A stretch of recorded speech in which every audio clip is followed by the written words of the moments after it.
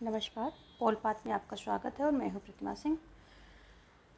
आज हम प्रैक्टिस 109 करने जा रहे हैं और ये मैराथन सीरीज़ शुरू हो चुकी है।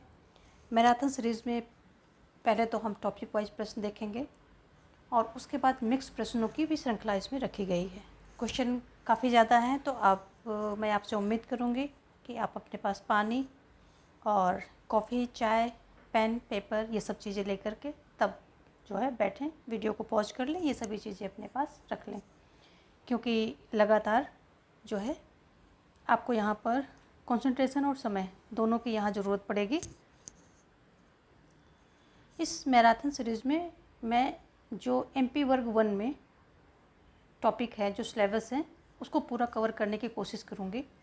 कोशिश क्या करूँगी, ये कवर करूँगी मैं इन सबको जो एमपी वर्ग 1 है, अभी मेन फोकस उसी पर है। उसके बाद में सारे टॉपिक लेकर चलूँगी। अभी फ़िलहाल जो एमपी वर्ग 1 की चयन परीक्षा है, उन टॉपिक को लेकर के मैं सबसे पहले आऊँगी इस मैराथन सीरीज़ में और उनकी पूरी थ्योरी जो है कवर करने की कोशिश होगी यहाँ पर एग्ज़ाम से पहले।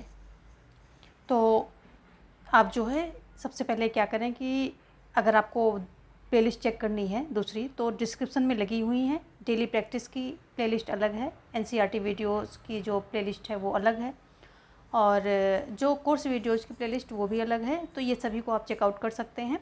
वहाँ पर भी आपको बहुत ही इंपॉर्टेंट क्वेश्चन जो हैं मिलेंगे देखने को। प्लस टेलीग्राम लिंक वहीं दिया गया है, तो जितने मैं ये कोर्स वीडियोज़ बनाती हूँ वो टेलीग्राम पर PDF फॉर्म में अपलोड करती हूँ, तो आप वहाँ से उसको प्राप्त कर सकते हैं। और दूसरा जो मैंने एनसीईआरटी सीरीज़ भी शुरू की है, एनसीईआरटी सीरीज़ में जो है मैं सारा एनसीईआरटी लेकर के चल रही हूँ। 2 बजे दोपहर में वो वीडियो जाता है, मेरा पब्लिश हो जाता है, तो उसमें सारा एनसीईआरटी का मैं मेन पॉइंट लेकर के आती हूँ और उसको एक्सप्लेन करती हूँ और उसमें बताती हूँ क्या इंपॉर्टेंट है, किस पे आपको फोकस करना है। तो वो चैप्टर वाइज वहाँ पर चल रहा है। उसको जब भी देखें तो आप पेन और पेपर लेकर बैठे, सारे इंपॉर्टेंट पॉइंट नोट कर लेंगे। शॉर्टेस्ट नोट्स वहाँ पर आपके तैयार होंगे, तो एग्ज़ाम के पहले विदिन 10 मिनट वो आपकी पूरी एनसीईआरटी रिवीजन हो जाएगी। 10 मिनट से 20 मिनट आपकी वो डिपेंड करेगा कि आपके पास नॉलेज कितना है। तो मतलब विदिन हाफ एन आवर आपकी पूरी एनसीईआरटी रिवाइज हो जाएगी, चाहे कितना भी नॉलेज आपके पास कम हो। आपके शॉर्टेस्ट नोट्स यदि तैयार करेंगे तो जिनकी मैंने बात की, ये सारे लिंक जो है कोर्स वीडियो प्लेलिस्ट के और टेलीग्राम के डिस्क्रिप्शन में दिए गए हैं, तो आप वहाँ पर चेकआउट कर सकते हैं। और दूसरी बात यह है कि सब्सक्राइब करके ऑल पर क्लिक कर लें, क्योंकि वीडियो मैं कभी भी अपलोड कर देती हूँ। वैसे 2 बजे और 8:30 PM का मेरा टाइम है, जो रात में 8:30 बजे और दोपहर 2 बजे। उसके अलावा भी वीडियो जैसे मैं कुछ अलग से एक्स्ट्रा डालती हूँ और भी वीडियोस, क्योंकि अब सब कुछ कवर करना है, तो मैं कभी भी अपलोड कर देती हूँ। तो जब ऑल पे क्लिक करेंगे तो आपको नोटिफिकेशन मिलता रहेगा और कोई भी इम्पोर्टेंट कंटेंट आपसे छूटेगा नहीं। तो ऑल पर क्लिक करना आपके लिए ज़रूरी है यदि आपको मेरी वीडियो से बेनिफिट मिल रहा है तो। चलिए देखते हैं आज का पहला क्वेश्चन क्या कह रहा है। आज के क्वेश्चन भी हमारे जो हैं गांधी, तिलक, अंबेडकर, प्लेटो, अरस्तु इन सभी पर हैं। तो आज का पहला क्वेश्चन देखेंगे हम। निम्नलिखित में से कौन से कथन महात्मा गांधी की स्थिति को सही रूप में प्रस्तुत करते हैं। नीचे दिए हुए जो उत्तर हैं उनसे चुनेंगे आप और कूट का भी प्रयोग करना है आपको। साध्य को छोड़ दो यदि साधन अपवित्र है। संपत्ति चोरी है। मार्क्सवाद में हिंसा निकाल दी जाए तो वह गांधीवाद है। जो छोटा है वही सुंदर है। तो ऑप्शन आपके सामने है 1 2 3, 2 3 4, 1 4, 2 और 3। क्या सही है आपको इसमें से देखना है। तो यहाँ पर जो है ऑप्शन सी सही हो रहा है, 1 तथा 4। 2 सेंटेंस इसमें सही हैं। साध्य को छोड़ दो यदि साधन अपवित्र है। गांधी जी का मानना है कि साधन और साध्य दोनों पवित्रता जो यानी कि दोनों पवित्र होने चाहिए। वह साधन को साध्य से पहले रखते हैं। जैसे साधन होंगे वैसा ही साध्य प्राप्त होगा। तो साध्य की उत्पत्ति साधन से होती है। स्वराज प्राप्ति के लिए गांधी जी ने सत्याग्रह का मार्ग दिखाया, क्योंकि सत्याग्रह ऐसा साधन है जो साध्य यानी कि स्वराज के समाज में पवित्र था। और गांधी जी बार बार कहते थे मेरे लिए अहिंसा का स्थान स्वराज से पहले है। गांधी जी ने ये भी कहा है कि जो छोटा है वही सुंदर है। तो ये आपका चौथा सेंटेंस है। और संपत्ति चोरी है जो है ये किसका है, ये प्रूधो का है, ये गांधी जी का नहीं है। प्रूधो, ये प्रूधो का है, संपत्ति चोरी है और जो संपत्ति धारक हैं वो चोर हैं, ऐसा ये बोलते हैं। तो यहाँ पर ऑप्शन सी जो है सही हो जाएगा। पहला और चौथा सेंटेंस सही है। देखेंगे हम नेक्स्ट क्वेश्चन क्या कह रहा है? अगला क्वेश्चन कह रहा है कि निम्नलिखित में से किस एक विचारक का प्रभाव महात्मा गांधी के विचारों में न्यूनतम था? जॉन रस्किन, हेनरी थोरो, लियो टॉल्स्टॉय या कार्ल मार्क्स? तो जो कार्ल मार्क्स महोदय हैं, इन्हीं का जो है प्रभाव गांधी जी के विचारों में न्यूनतम था। महात्मा गांधी, कार्ल मार्क्स दोनों ने आधुनिक युग में पीड़ित मानवता को अत्याचार का विरोध करने, अपने अधिकारों के लिए लड़ने और समानता पर आधारित समाज की स्थापना करने की राह दिखाई थी। ठीक है, लेकिन क्या हुआ? मानवीय विकास की उन्नत अवस्था में इन दोनों ने वर्गहीन और राज्यहीन समाज के उदय की आशा व्यक्त की है, परंतु दोनों में कुछ असमानताएं, ये तो हो गई समानताएं, लेकिन असमानताएं कौन कौन सी हैं कि गांधी जो मूलतः क्या थे? आध्यात्मिक थे, और मार्क्सवादी क्या थे? भौतिकवादी थे। गांधी क्या है? अहिंसा और सत्याग्रह में विश्वास करते थे, जबकि मार्क्स हिंसात्मक क्रांति का समर्थन किया है। मार्क्स क्या है? प्रौद्योगिकी प्रधान उद्योगों पर बल देते हैं, जबकि गांधी श्रम प्रधान उद्योगों के समर्थक हैं। ये कहते बड़े बड़े उद्योग नहीं होने चाहिए, श्रम प्रधान उद्योग होने चाहिए, ऐसा जो है गांधी जी मानते हैं। तो ये सब इनमें असमानता है। तो जो कार्ल मार्क्स का है, इनका जो है प्रभाव न्यूनतम था। जॉन रस्किन, थोरो, टॉल्स्टॉय, इन सभी का प्रभाव गांधी जी पर बहुत अधिक था। तो यहाँ पर देखेंगे हम अगला क्वेश्चन, वो भी गांधी जी से संबंधित है। इसमें सभी विचारक आएंगे, और क्योंकि गांधी जी पर बहुत क्वेश्चन पूछे जाते हैं, तो गांधी जी के क्वेश्चन ज़्यादा हैं यहाँ पर। और ये सभी क्वेश्चन कहीं ना कहीं आपके पीजीटी में और DSSP पीजीटी, हरियाणा पीजीटी, ऐसे करके यूपी पीजीटी में पूछे गए हैं। तो वहीं से उठा करके हमने इधर लाए हैं, क्योंकि ये बहुत ही इम्पोर्टेंट है। तो आप सभी जो है पहले जो है सेशन को लाइक कर दें। लाइक करना बहुत ज़रूरी है। ये अच्छी बात है कि आप इतने अच्छे से पढ़ते हैं, ध्यान लगाकर पढ़ते हैं कि और कहीं आपका ध्यान नहीं जाता है, ये बहुत अच्छी बात है। लेकिन हम आपको याद दिला रहे हैं कि आप सेशन को एक बार सभी लोग लाइक कर दें। आगे देखेंगे, गांधी के हिंद स्वराज में कितने अध्याय हैं? 12, 14, 18 या 20? तो गांधी के हिंद स्वराज में कितने अध्याय हैं? तो गांधी के हिंद स्वराज में जो है टोटल अध्याय थे 20। ऑप्शन जो है डी यहाँ पर सही हो जाएगा। और ये हिंद स्वराज 1909 में गांधी जी ने लिखी थी, जब दक्षिण अफ्रीका से लौटते समय जहाज़ में इन्होंने हिंद स्वराज की रचना की थी। तो कब? 1909 में, 1909 में इन्होंने इसकी रचना की थी, और 20 अध्याय इसमें हैं। आगे देखेंगे हम अगला क्वेश्चन क्या कह रहा है। अगला क्वेश्चन कह रहा है कि गांधी द्वारा स्थापित निम्नलिखित आश्रमों या संस्थानों को कालक्रमानुसार लगाएं। फिनिक्स सेटलमेंट, कोचराव आश्रम, सेवाग्राम आश्रम, टॉल्स्टॉय फार्म। तो जो ये फिनिक्स सेटलमेंट है, ये कब हुआ था? 1904 में, 1904 में किया गया था। और टॉल्स्टॉय फार्म कब किया गया था? ये किया गया था 1910 में। और कोचराव जो था, ये कब था? ये 1915 में था, 1915 में। और जो सेवाग्राम आश्रम था, ये था 1936 में। तो ये सभी जो है ऐसे थे। तो कैसे आपका जो है ऑप्शन यहाँ पर आ जाएगा बी,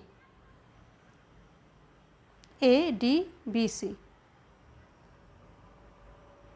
ADBC जो है आपका ऑप्शन आ गया। यहाँ पर बी जो है सही रहेगा। देखेंगे हम नेक्स्ट क्वेश्चन। नीचे दो कथन दिए गए हैं, जिनमें से एक अभिकथन है, दूसरा उसका तर्क है। AR, गांधी के अनुसार धर्म से अलग राजनीति मृत्युजाल है, और राजनीति में धर्म का, R यानी कि तर्क जो है, इसको रीजन बोलते हैं इंग्लिश में। तो राजनीति में धर्म का प्रवेश आवश्यक है, क्योंकि धर्म के अभाव में यह सांप्रदायिक रंग ले सकती है। तो दोनों कथन जो हैं गांधी के द्वारा दिए गए हैं, और तो ये दोनों ही कथन सही हैं।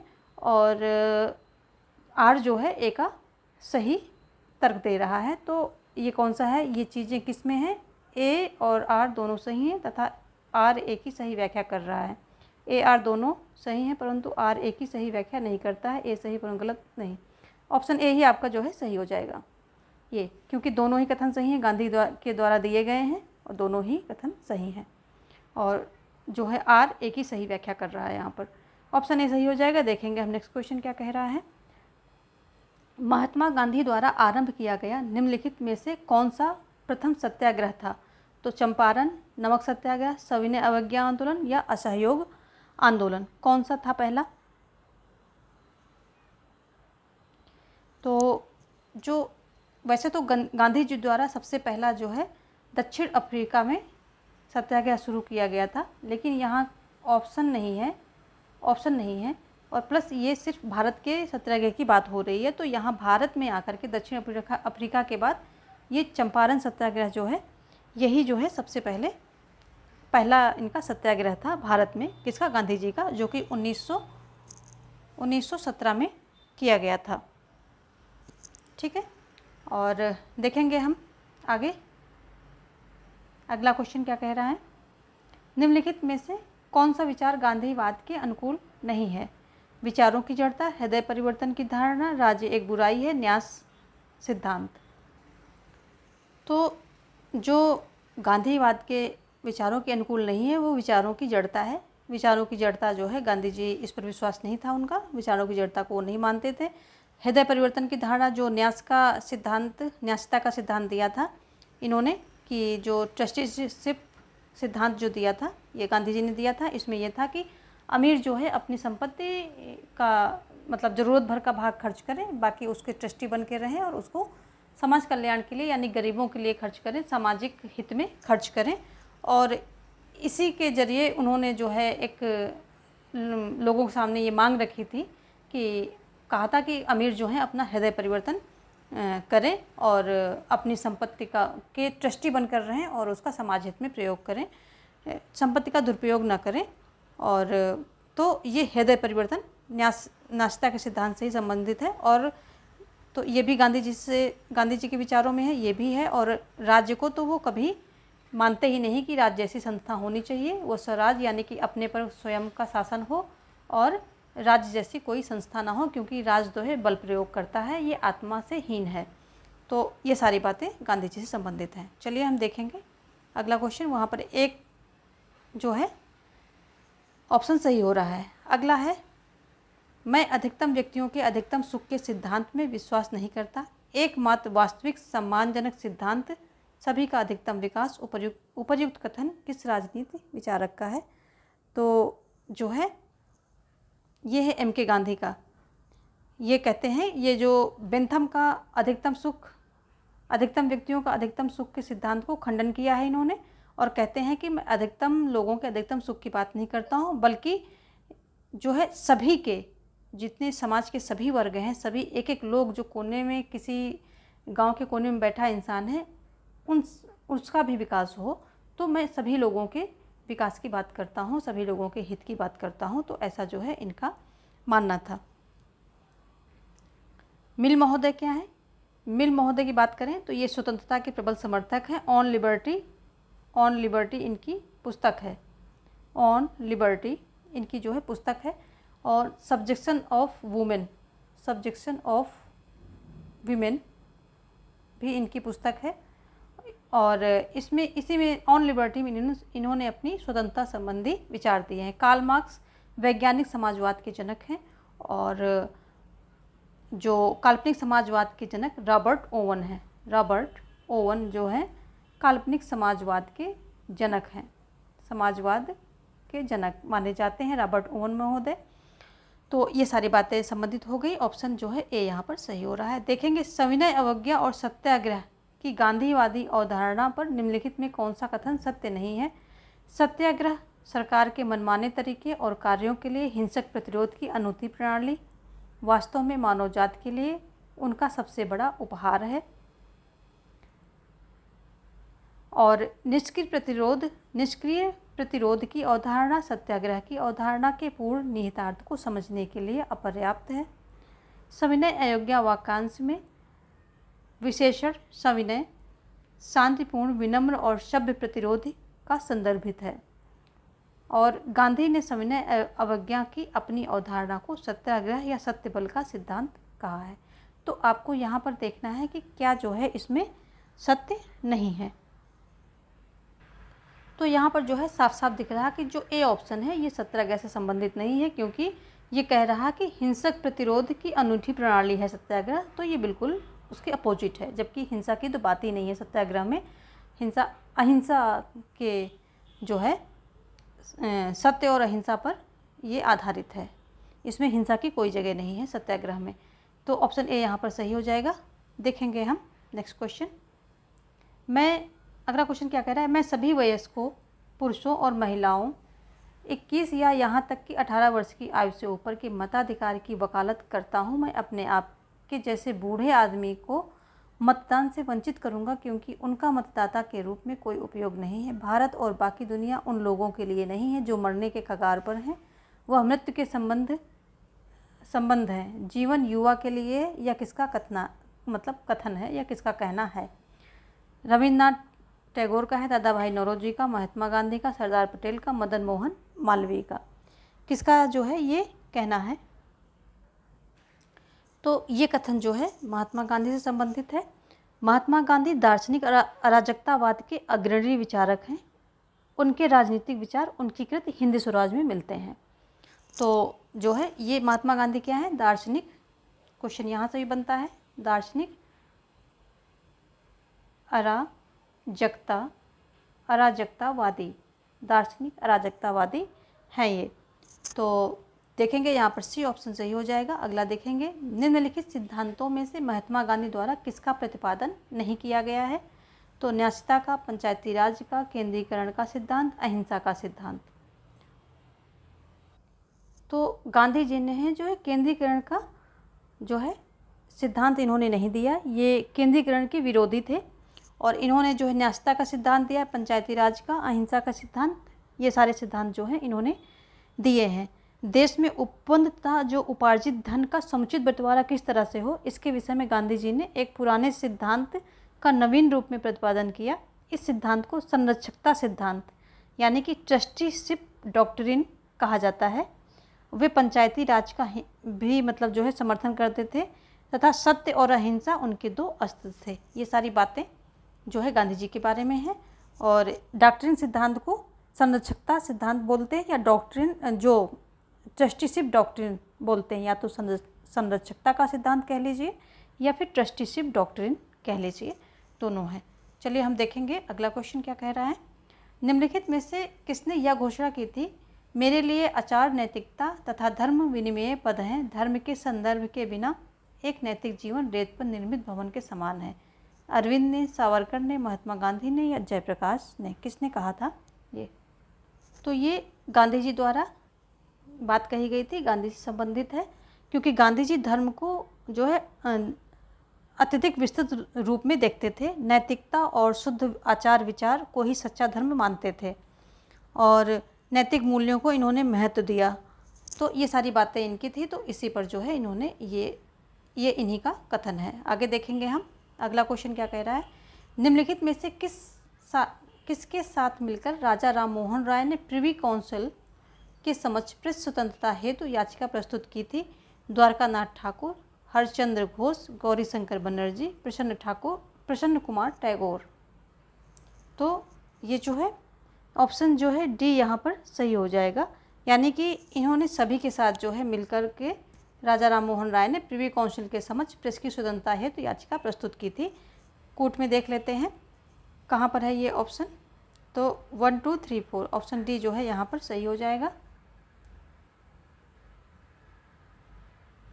ऑप्शन डी यहाँ पर सही हो जाएगा।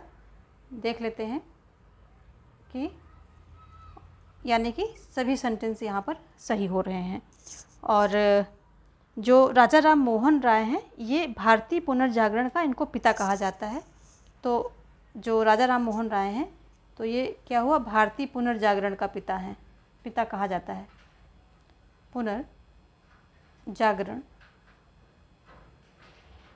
पुनर्जागरण का इनको पिता कहा जाता है। और साथ में इनका जो है विशेष योगदान था सती प्रथा निवारण में। तो सती प्रथा को इन्होंने जो है सती प्रथा निषेध निवारण में इनका जो है बहुत बड़ा योगदान था। और भारतीय समाज की कट्टरता, रूढ़िवादिता और अंधविश्वास को दूर करने में वह समाज सुधारों के इन्होंने बहुत सारे प्रयास किए, आप सभी को ये पता होगा। और ये क्या है, ब्रह्म समाज के जो ब्रह्म समाज था उसके जो है संस्थापक माने जाते हैं। ब्रह्म समाज के संस्थापक हैं, ये संस्थापक हैं। और साथ में इनकी एक और विशेषता है, इसी में जान लेते हैं इनके बारे में, जो इनके मेन पॉइंट हैं वो इसी में जान लेते हैं। जो भारतीय भाषाई प्रेस के प्रवर्तक हैं, तो भारतीय भाषाई प्रेस के ये प्रवर्तक हैं। इतनी सारी इनके अंदर खूबियाँ हैं, इन्होंने बहुत काम किया है समाज के लिए। प्रवर्तक हैं, जन जागरण और सामाजिक सुधार आंदोलन के प्रणेता तथा बंगाल के नव जागरण युग के पितामह थे। ये सारी इनकी विशेषताएं हैं। और इसी के संदर्भ में इन्होंने इन सभी के साथ मिलकर के जो है प्रिवी काउंसिल में प्रेस की स्वतंत्रता हेतु याचिका प्रस्तुत की थी। तो यहाँ पर जो है ऑप्शन डी सही हो रहा है, यानी कि सभी के साथ मिलकर इन्होंने ये याचिका प्रस्तुत की थी। आगे देखेंगे हम, निम्नांकित में से किस विचारक ने राजा राम मोहन राय की पुस्तक की प्रशंसा करते हुए उनकी शैली की तुलना जेम्स मिल से की? किसने की? डेविड ह्यूम ने, जेरमी बेंथम ने, या जे.एस. मिल ने, या हर्डर ने? किसने किया था? तो यहाँ पर जो है जेरमी बेंथम सही हो जाएगा। इन्होंने जो है राजा राम मोहन राय की पुस्तक की प्रशंसा करते हुए उनकी शैली की तुलना जेम्स मिल से की थी। और जो है यहाँ पर क्या है, राजा राम मोहन राय को जो है भारतीय पुनर्जागरण का पिता माना जाता है। और इनके बहुत सारे जो है योगदान हैं, जैसे कि सती प्रथा निवारण, भारतीय समाज की कट्टरता को दूर करना, रूढ़िवादिता और अंधविश्वास, इन सब चीज़ों को दूर करना। और अगर इनकी लेखन शैली में हिंदू शब्द नहीं जुड़ा होता तो मतलब ये समझा जाता कि ये एक उच्च शिक्षित अंग्रेजी कलम से निकली हुई ये सारी बातें हैं। तो जेरमी बेंथम ने ऐसा बोला था। देखेंगे हम नेक्स्ट क्वेश्चन, निम्नांकित विचारों में से किसने दयानंद सरस्वती के बारे में अपना यह दृष्टिकोण दिया कि यह स्वर्ग के पुत्र का बार्डेक्स्टर है, यानी कि दिवस पुत्र। यह वह छाप है जो दयानंद अपने पीछे छोड़ गए। बाल गंगाधर तिलक, अरविंदो, महादेव गोविंद रानादे, या रोमेश चंद्र दत्त? ये बात जो है अरविंदो ने बोली थी। ऑप्शन बी यहाँ पर सही हो जाएगा, जिसे आप अरविंद भी बोलते हैं। ऑप्शन बी यहाँ पर सही हो जाएगा। देखेंगे नेक्स्ट क्वेश्चन। सेशन को लाइक कर दीजिए, जो भी लोग जुड़े हुए हैं तो उसको लाइक करके फिर आगे बढ़िए। देखेंगे हम अपना अगला क्वेश्चन क्या कह रहा है, सविनय अवज्ञा और सत्याग्रह की गांधीवादी अवधारणा पर निम्नलिखित में से कौन सा कथन सत्य नहीं है? सत्याग्रह सरकार के मनमाने, ये क्वेश्चन रिपीट हो रहा है, अभी भी हमने देखा था, तो ये रिपीट हो रहा है। इसको हम छोड़ते हैं और आगे बढ़ेंगे, क्योंकि इसमें ऑप्शन ए जो है सही हो रहा है, क्योंकि सत्याग्रह जो है सरकार के मनमाने तरीके के कार्यों के लिए हिंसक प्रतिरोध की अनूठी प्रणाली इसमें बताया गया है, तो ऐसा नहीं है। ऑप्शन ए सही हो जाएगा। देखेंगे नेक्स्ट क्वेश्चन, दयानंद सरस्वती ने राज्य की अपनी परिकल्पना के अंतर्गत निम्नांकित में से किस निकाय का उल्लेख नहीं किया है? धर्मार्थ सभा, विद्यार्थ सभा, या राजार्य सभा, या न्यायार्य सभा? इतनी सारी सभाओं का उल्लेख है, तो इन्होंने जो है किस निकाय का जो है उल्लेख नहीं किया है? तो ये दयानंद सरस्वती क्या है कि आधुनिक भारत के महान चिंतक, समाज सुधारक हैं, और ये आर्य समाज के संस्थापक हैं। आर्य समाज, जैसे राजा राम मोहन राय ब्रह्म समाज के थे, तो ये आर्य समाज के संस्थापक माने जाते हैं दयानंद सरस्वती। और इन्होंने वेदों की ओर लौटो, ऐसा नारा जो है इनका फेमस नारा है, वेदों की ओर लौटो, वेदों की ओर लौटो, ये इनका जो है फेमस नारा है। और उनके अनुसार जो है राज्य जीवन की उच्चतम वस्तुओं की प्राप्ति के लिए है। ये सारी बातें इनसे संबंधित हैं। और इन्होंने जो है अपनी राज्य की परिकल्पना में धर्माय सभा, विद्यार्थ सभा, धर्मार्थ, विद्यार्थ और राजार्थ, जो है धर्मार्थ, विद्यार्थ और राजार्थ, इन तीनों का उल्लेख किया है। और न्यायार्थ सभा का इन्होंने उल्लेख नहीं किया। तो ऑप्शन डी यहाँ पर सही हो जाएगा। देखेंगे हम अगला क्वेश्चन क्या कह रहा है, डॉक्टर बी.आर. अम्बेडकर के नेतृत्व में independent labour party of India ने बम्बई विधानसभा निर्वाचन, जो कि 1937 में हुआ था, कितनी सीटें प्राप्त की थी? तो इसमें जो है कितनी सीटें प्राप्त की थी इन्होंने, जो ये इंडिपेंडेंट लेबर पार्टी थी, कितनी सीटें इसने प्राप्त की थी? तो ऑप्शन है 14, 15, 16 और 17। तो इन्होंने यहाँ पर 15 सीटें प्राप्त की थी। ऑप्शन बी जो है सही हो जाएगा। और ये पार्टी जो इंडिपेंडेंट लेबर पार्टी है ऑफ इंडिया है, तो ये इन्होंने जो दलित वर्गों के उत्थान के लिए जो है इसको बनाया था, कब, 1937 में। और उनके नेतृत्व में बम्बई विधानसभा निर्वाचन में इसने जो है 15 सीटें प्राप्त की थी। ऑप्शन बी जो है यहाँ पर सही होगा। देखेंगे हम अगला क्वेश्चन। सेशन को लाइक कर दीजिए, जो भी लोग जुड़े हैं तो वो सेशन को लाइक करते रहेंगे। अगला है, राम मोहन राय ने किस सामाजिक व्यवस्था के खिलाफ अपना सबसे सफल अभियान शुरू किया था? अस्पृश्यता, विधवा पुनर्विवाह, सती प्रथा, बाल विवाह, महिलाओं की शिक्षा। कौन सा था? तो इनका सबसे सफल प्रयास सती प्रथा के विरुद्ध था, इसको समाप्त करने में। और इनके प्रयासों के परिणाम स्वरूप 1828 में सती प्रथा को समाप्त करने के लिए कानून बनाया गया था। 1828 में कानून इन्होंने बनवा दिया था, इनके प्रयास से बना था। राजा राम मोहन राय ने सामाजिक कुरीतियों जैसे कि सती प्रथा, बाल विवाह, जातिवाद, कर्मकांड, पर्दा प्रथा आदि का घोर विरोध किया। राजा राम मोहन राय को आधुनिक भारत के निर्माता के रूप में जाना जाता है, क्योंकि ये पहले व्यक्ति थे जो इतना बड़े लेवल पे सोच रहे थे कुरीतियों और कुप्रथाओं को ख़त्म करने के बारे में। तो इनको जो है आधुनिक भारत का निर्माता के रूप में जाना जाता है। ऑप्शन जो है से यहाँ पर सही होगा। देखेंगे हम नेक्स्ट क्वेश्चन।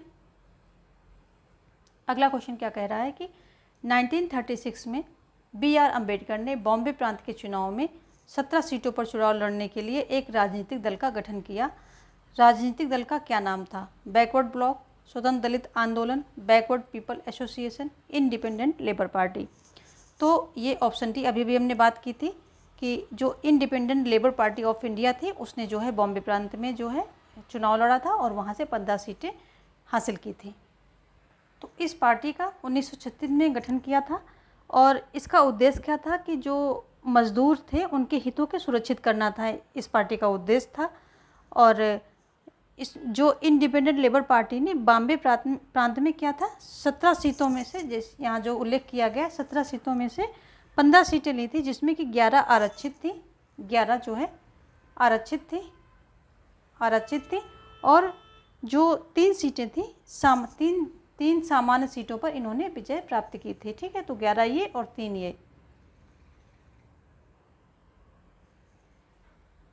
ये सामान्य सीटें शायद 4 थी और या फिर ये मतलब टोटल 15 थी। यहाँ पे इसमें कौन सा ज़्यादा होगा, यहाँ 12 थी या यहाँ पर 4 थी, कुछ ऐसा ही था। तो जो आरक्षित सीटें थी वो 11-12 थी और जो सामान्य सीटें थी वो 3 या 4 थी। तो इसको छोड़ दीजिए, टोटल यानी कि 15 सीटें थी। यहाँ पर कन्फ्यूज़न है, इसको छोड़ दीजिए आप, या तो फिर मैं किसी और क्वेश्चन में कभी बताऊँगी जब क्लियर हो जाएगा। तो देखते हैं यहाँ पर डी ऑप्शन सही हो रहा है, आगे देखेंगे हम। अगला क्वेश्चन कह रहा है, अंबेडकर ने सामुदायिक बंधन को बनाए रखने के लिए निम्नलिखित में से किसका सुझाव दिया? उन्होंने अंतर्जातीय विवाह का सुझाव दिया, उन्होंने अंतर्जातीय भोजन करने का सुझाव दिया, उन्होंने तर्क दिया कि वर्णाश्रम धर्म की रक्षा करने वाले शास्त्रों को त्याग दिया जाना चाहिए क्योंकि वे न्याय संगत नहीं हैं और समाज के वर्गीकृत संगठन को वैध बनाते हैं। तो इसमें कौन कौन से जो है ऑप्शन सही हैं उनको जो है आपको बताना है। यहाँ पर जो है ऑप्शन में है 2, 3, 1, 2, 3, केवल 2 मतलब 1 और 3 और केवल 1 और 2। तो ये तीनों ही सेंटेंस सही हैं। तो यहाँ पर जो है ऑप्शन आपका बी राइट हो जाएगा। तो जो ये अंबेडकर थे वो समाज में व्याप्त जो वर्णाश्रम व्यवस्था और जाति व्यवस्था के ये प्रबल विरोधी थे और इस कुप्रथा को दूर करने के लिए इन्होंने क्या किया था कि 20 जुलाई 1924 को बम्बई में बहिष्कृत जो हितकरणी सभा का गठन किया था। बहिष्कृत हितकरणी सभा का इन्होंने जो है गठन किया था। कब किया था? 20 जुलाई 1924 को किया था। 20 जुलाई 1924 को किया था। और ये जो है इन कुप्रथाओं का बहुत मतलब जमकर विरोध किया और अंबेडकर ने भारतीय समाज से इस जो है कुप्रथा को जड़ से उखाड़ फेंकना चाहते थे और इसी के लिए जो है इन्होंने अंतर्जातीय विवाह, भोजन और ऐसे शास्त्रों को जो है त्याग देने की बात कही थी। तो ये जो है ऑप्शन, तीनों ही सेंटेंस उनके अकॉर्डिंग सही हैं, तो ऑप्शन बी यहाँ पर सही हो जाएगा। आगे देखेंगे, BR अम्बेडकर के बारे में निम्नलिखित में से कौन सा कथन गलत है। उन्होंने हिंदी कोड बिल पर मतभेदों के कारण 1954 में कैबिनेट से इस्तीफा दिया। उन्होंने अनुसूचित जाति संघ की स्थापना की। उन्होंने इंडिपेंडेंट लेबर पार्टी की स्थापना की। उन्होंने 1956 में बौद्ध धर्म अपनाया। तो जो है ये तीनों ही चीज़ें सही हैं। ऑप्शन ए यहाँ पर गलत हो जाएगा, क्योंकि जो हिंदी कोड बिल पर मतभेद था, तो ये क्या था, हिंदू कोड बिल कई कानूनों का एक समूह है जिसका उद्देश्य हिंदुओं से संबंधित कानूनों में सुधार करना था।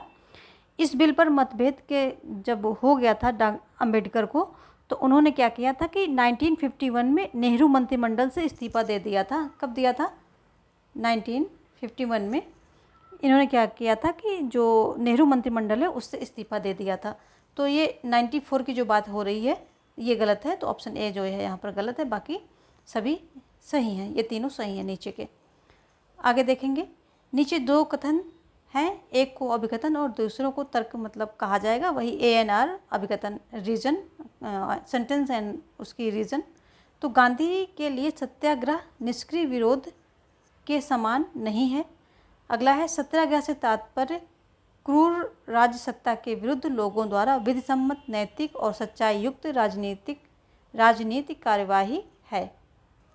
तो यहाँ पर दोनों ही सेंटेंस सही है, क्योंकि जो है ये गांधी जी के लिए सत्याग्रह क्या है, निष्क्रिय विरोध के समान नहीं है, ये सक्रिय विरोध था। और दूसरा, सत्याग्रह से तात्पर्य क्रूर राजसत्ता के विरुद्ध लोगों का विधिसम्मत, नैतिक, सच्चाई युक्त राजनीतिक कार्यवाही है।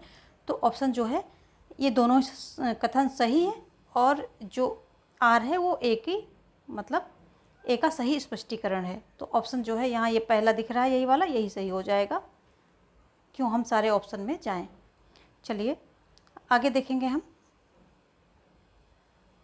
अगला क्वेश्चन कह रहा है, गांधी की सर्वोदय अवधारणा के संबंध में निम्नलिखित में से क्या सही है।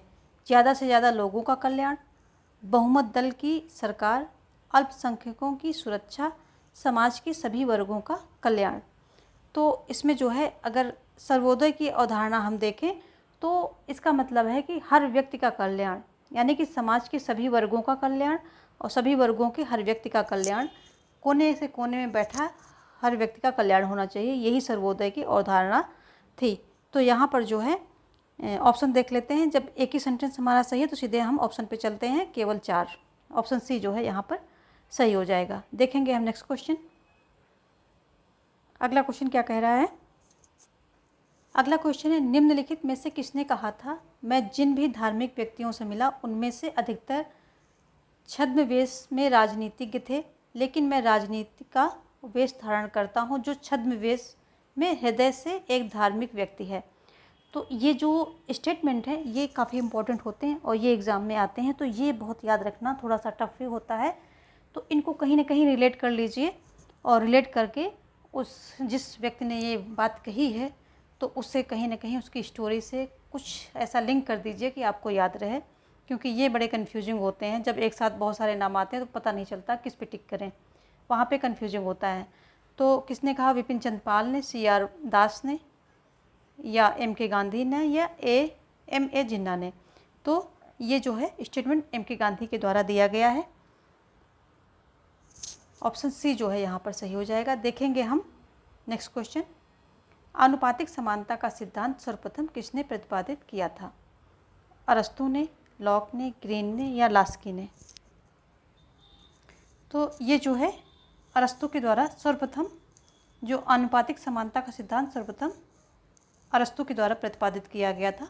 इन्होंने कहा था कि जिस अनुपात में जो है व्यक्ति राज्य के लिए कार्य करें, अपना योगदान दें राज्य के कार्यों में, उसी अनुपात में, उसी रेशियो में राज्य जो है व्यक्ति को पद सोपान और सुविधाएं प्रदान, राज्य को जो है व्यक्ति को पद सोपान और सुविधाएं प्रदान करनी चाहिए, ऐसा इन्होंने बोला था। तो अनुपातिक समानता की बात इन्होंने की है, यानी कि सभी को इन्होंने समान नहीं माना है। समानों में समान तथा असमानों में असमान, मतलब समानों में समान इन्होंने माना है कि जो एक जैसे लोग हैं उसमें समानता होनी चाहिए। इन्होंने प्राकृतिक एक प्रकार से जो समानता है उसको इन्होंने नकारा है। ये कहते हैं कि जो योग्य व्यक्ति हैं उनको उनकी योग्यता के अनुसार हर चीज़ें मिलनी चाहिए, और कुछ लोग योग्य होते हैं, कुछ दास प्रकृति के जो है उनकी प्रवृत्ति ही होती है दास प्रवृत्ति की, तो उनके अंदर उतनी योग्यता नहीं होती। ये सारी बातें इनके विचार हैं, तो समानता को, ये प्राकृतिक समानता को नकारते हैं। आगे है, अरस्तु का जन्म उत्तरी यूनान में हुआ था। कहाँ पर हुआ था? मैसेडोन में, चालसी में, स्टैगिरा में या एथेंस में? तो इनका जन्म कहाँ हुआ था? स्टैगिरा में हुआ था। अरस्तु कौन थे? ये प्लेटो के शिष्य थे और सिकंदर महान के गुरु थे, और राजनीतिक विज्ञान एवं जीव विज्ञान, राजनीतिक विज्ञान और जीव विज्ञान के ये जो है जनक माने जाते हैं। मकदूनिया था, मकदूनिया के तट पर स्टैगिरा नामक नगर में इनका जन्म हुआ था। कब हुआ था? ईसा पूर्व 384 में, 384 ईसा पूर्व जो है इनका जन्म हुआ था। तो देखेंगे हम यहाँ पर सी ऑप्शन जो है सही हो रहा है। आगे देखेंगे हम अगला क्वेश्चन क्या कह रहा है। निम्नलिखित में से किसने प्लेटो की पुस्तक रिपब्लिक को शिक्षा पर एक ग्रंथ कहा? जे रूसो ने, थॉमस हॉब्स ने, जॉन लॉक ने या इमानुएल कांट ने? किसने बोला था ऐसा कि ये जो है शिक्षा पर एक ग्रंथ है?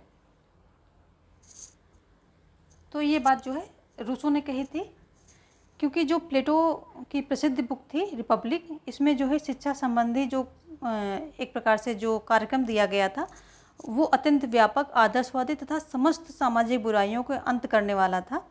तो इसकी व्यापकता और इसकी गुणवत्ता को देख करके रूसो ने रिपब्लिक को शिक्षा पर लिखा गया सर्वोत्तम ग्रंथ कहा था।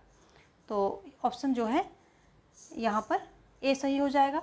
थॉमस हॉब्स की बात कर लेते, थोड़ा थोड़ा आप दूसरी चीज़ों का भी रिवीजन लेते रहिए ताकि आपकी पूरी थ्योरी जो है फिर से रिवाइज हो जाए।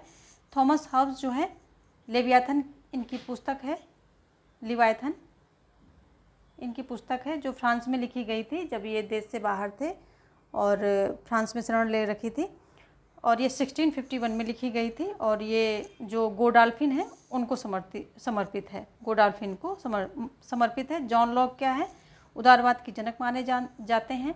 इन्होंने सम का सिद्धांत दिया है और इन्होंने 3 जो है प्राकृतिक अधिकारों की बात की है, स्वतंत्रता, जीवन, स्वतंत्रता और संपत्ति की बात की है इन्होंने। जीवन, स्वतंत्रता और संपत्ति की बात की है। संपत्ति को सबसे ज़्यादा महत्व दिया है और संपत्ति के अधिकार में ही इन दोनों को समाहित किया है, यानी कि जीवन और स्वतंत्रता को।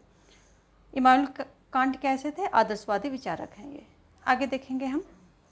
अगला क्वेश्चन कह रहा है, राजनीतिक अव्यवस्था की प्रकृति और कारणों पर चर्चा करने वाले राजनीतिक वैज्ञानिक कौन थे? तो जो राजनीतिक अव्यवस्था की प्रकृति और कारणों पर चर्चा करने वाले कौन से राजनीतिक वैज्ञानिक थे? डेमोक्रिट्स थे या सुकरात या अरस्तु या प्लेटो? कौन थे? तो ये भी जो है अरस्तु महोदय थे। ऑप्शन सी जो है यहाँ पर सही हो जाएगा। जो अरस्तु थे, अरस्तु प्रथम राजनीतिक वैज्ञानिक थे जिन्होंने जो है राजनीतिक अव्यवस्था की प्रकृति और उसके मूल कारणों का उल्लेख किया था।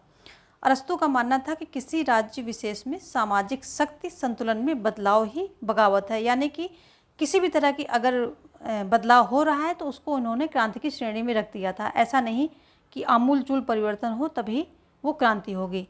यह सरकार की किसी गलत नीति और राज्य के अबद्ध व्यवहार के कारण भी हो सकता है कि क्रांति हो जाए। तो और अगर सरकार चेंज हो रही तब भी वो क्रांति है। ये सारी बताई थी कि जो ये इसके कारण, जो प्रकृति अव्यवस्था की प्रकृति और कारणों को बताते हुए कहा था कि राज्य का अबद्ध व्यवहार इसका कारण हो सकता है, और उसमें जो राजा का है जनता के प्रति जो है सजग ना होना, या जनता की हित की चिंता ना करना, ये सभी जो कारण हो सकते हैं। और इससे स्पष्ट होता है कि राजनीतिक हिंसा ने प्राचीन समय से ही राज्य में अव्यवस्था फैलाई है। वर्तमान समय में यह समस्या और अधिक जटिल होती जा रही है, ऐसा जो है अरस्तु महोदय कहते हैं। तो इन्होंने जो है ये राजनीतिक अव्यवस्था के प्रॉपर जो है कारण दिए थे, जिसमें कि राजा का अत्याचारी होना, जनता का हित की ना सोचना, उसका अभद्र व्यवहार, और राजा का अयास होना, मतलब बहुत सारी चीज़ें उन्होंने बताई थी। चलिए देखते हैं अगला क्वेश्चन। निम्नलिखित में से कौन इस धारणा को स्वीकार करता है कि आत्मा पहल और सक्रिय होने के कारण हमें शिक्षा के माध्यम से उसमें छिपी हुई सर्वोत्तम चीज़ें प्रदान करती है? कौन है? प्लेटो, अरस्तु, सुकरात या जॉर्ज सेबाइन? कौन ऐसा मानता है? तो यहाँ पर ऑप्शन जो है ए सही हो जाएगा। जो शिक्षा संबंधी विचार थे प्लेटो ने रिपब्लिक में देते हैं, रिपब्लिक में दिए हैं, और इसी में ये बताते हैं कि जो है शिक्षा किस किस प्रकार की होती है, उसका पूरा कार्यक्रम जो है प्रस्तुत करते हैं। प्लेटो ने अपने आदर्श राज्य की स्थापना के संबंध में क्या किया था कि दो प्रमुख साधनों का इस्तेमाल किया। एक तो शिक्षा का कार्यक्रम बहुत इन्होंने तगड़ा दिया था। अगर इसके बारे में आप जो है डेप्थ में जाकर के पढ़ेंगे तब आपको पता चले था कितना इन्होंने दिमाग का खर्च किया होगा, तब जाकर के वो कार्यक्रम दिया। और उसके बाद इन्होंने साम्यवाद आदर्श राज्य की स्थापना के लिए दो प्रमुख साधन जो ये यूज किए थे। आदर्श किस में था? परिवार और संपत्ति में ये मैं कई बार बता चुकी हूँ। यानी कि परिवार निजी नहीं होगा, यानी कि जो सैनिक और शासक वर्ग होंगे उनकी सभी स्त्री और का सभी पुरुषों से, सभी पुरुषों का सभी स्त्रियों से संबंध होगा, और उनके बच्चे का पालन पोषण राज्य करेगा। किसी को पता नहीं होगा कौन किसका बच्चा है, कौन किसका माता पिता। इसी तरह संपत्ति में भी साम्यवाद किया था, यानी किसी की कोई निजी संपत्ति नहीं होगी। राज्य की संपत्ति के जो राज्य का कोष होगा वहीं से उनकी खर्चा उठाया जाएगा, उनकी अपनी कोई संपत्ति नहीं होगी। तो ये जो दो बातें इन्होंने मुख्य रूप से ली थी आदर्श राज्य की स्थापना के लिए। और जब शिक्षा के बारे में की बात की तो उसी में ये स्टेटमेंट उनका शिक्षा से संबंधित है। प्लेटो की शिक्षा के संबंध में एक बहुत ही अच्छी बात है कि ये एक संतुलित विकास की बात करते हैं।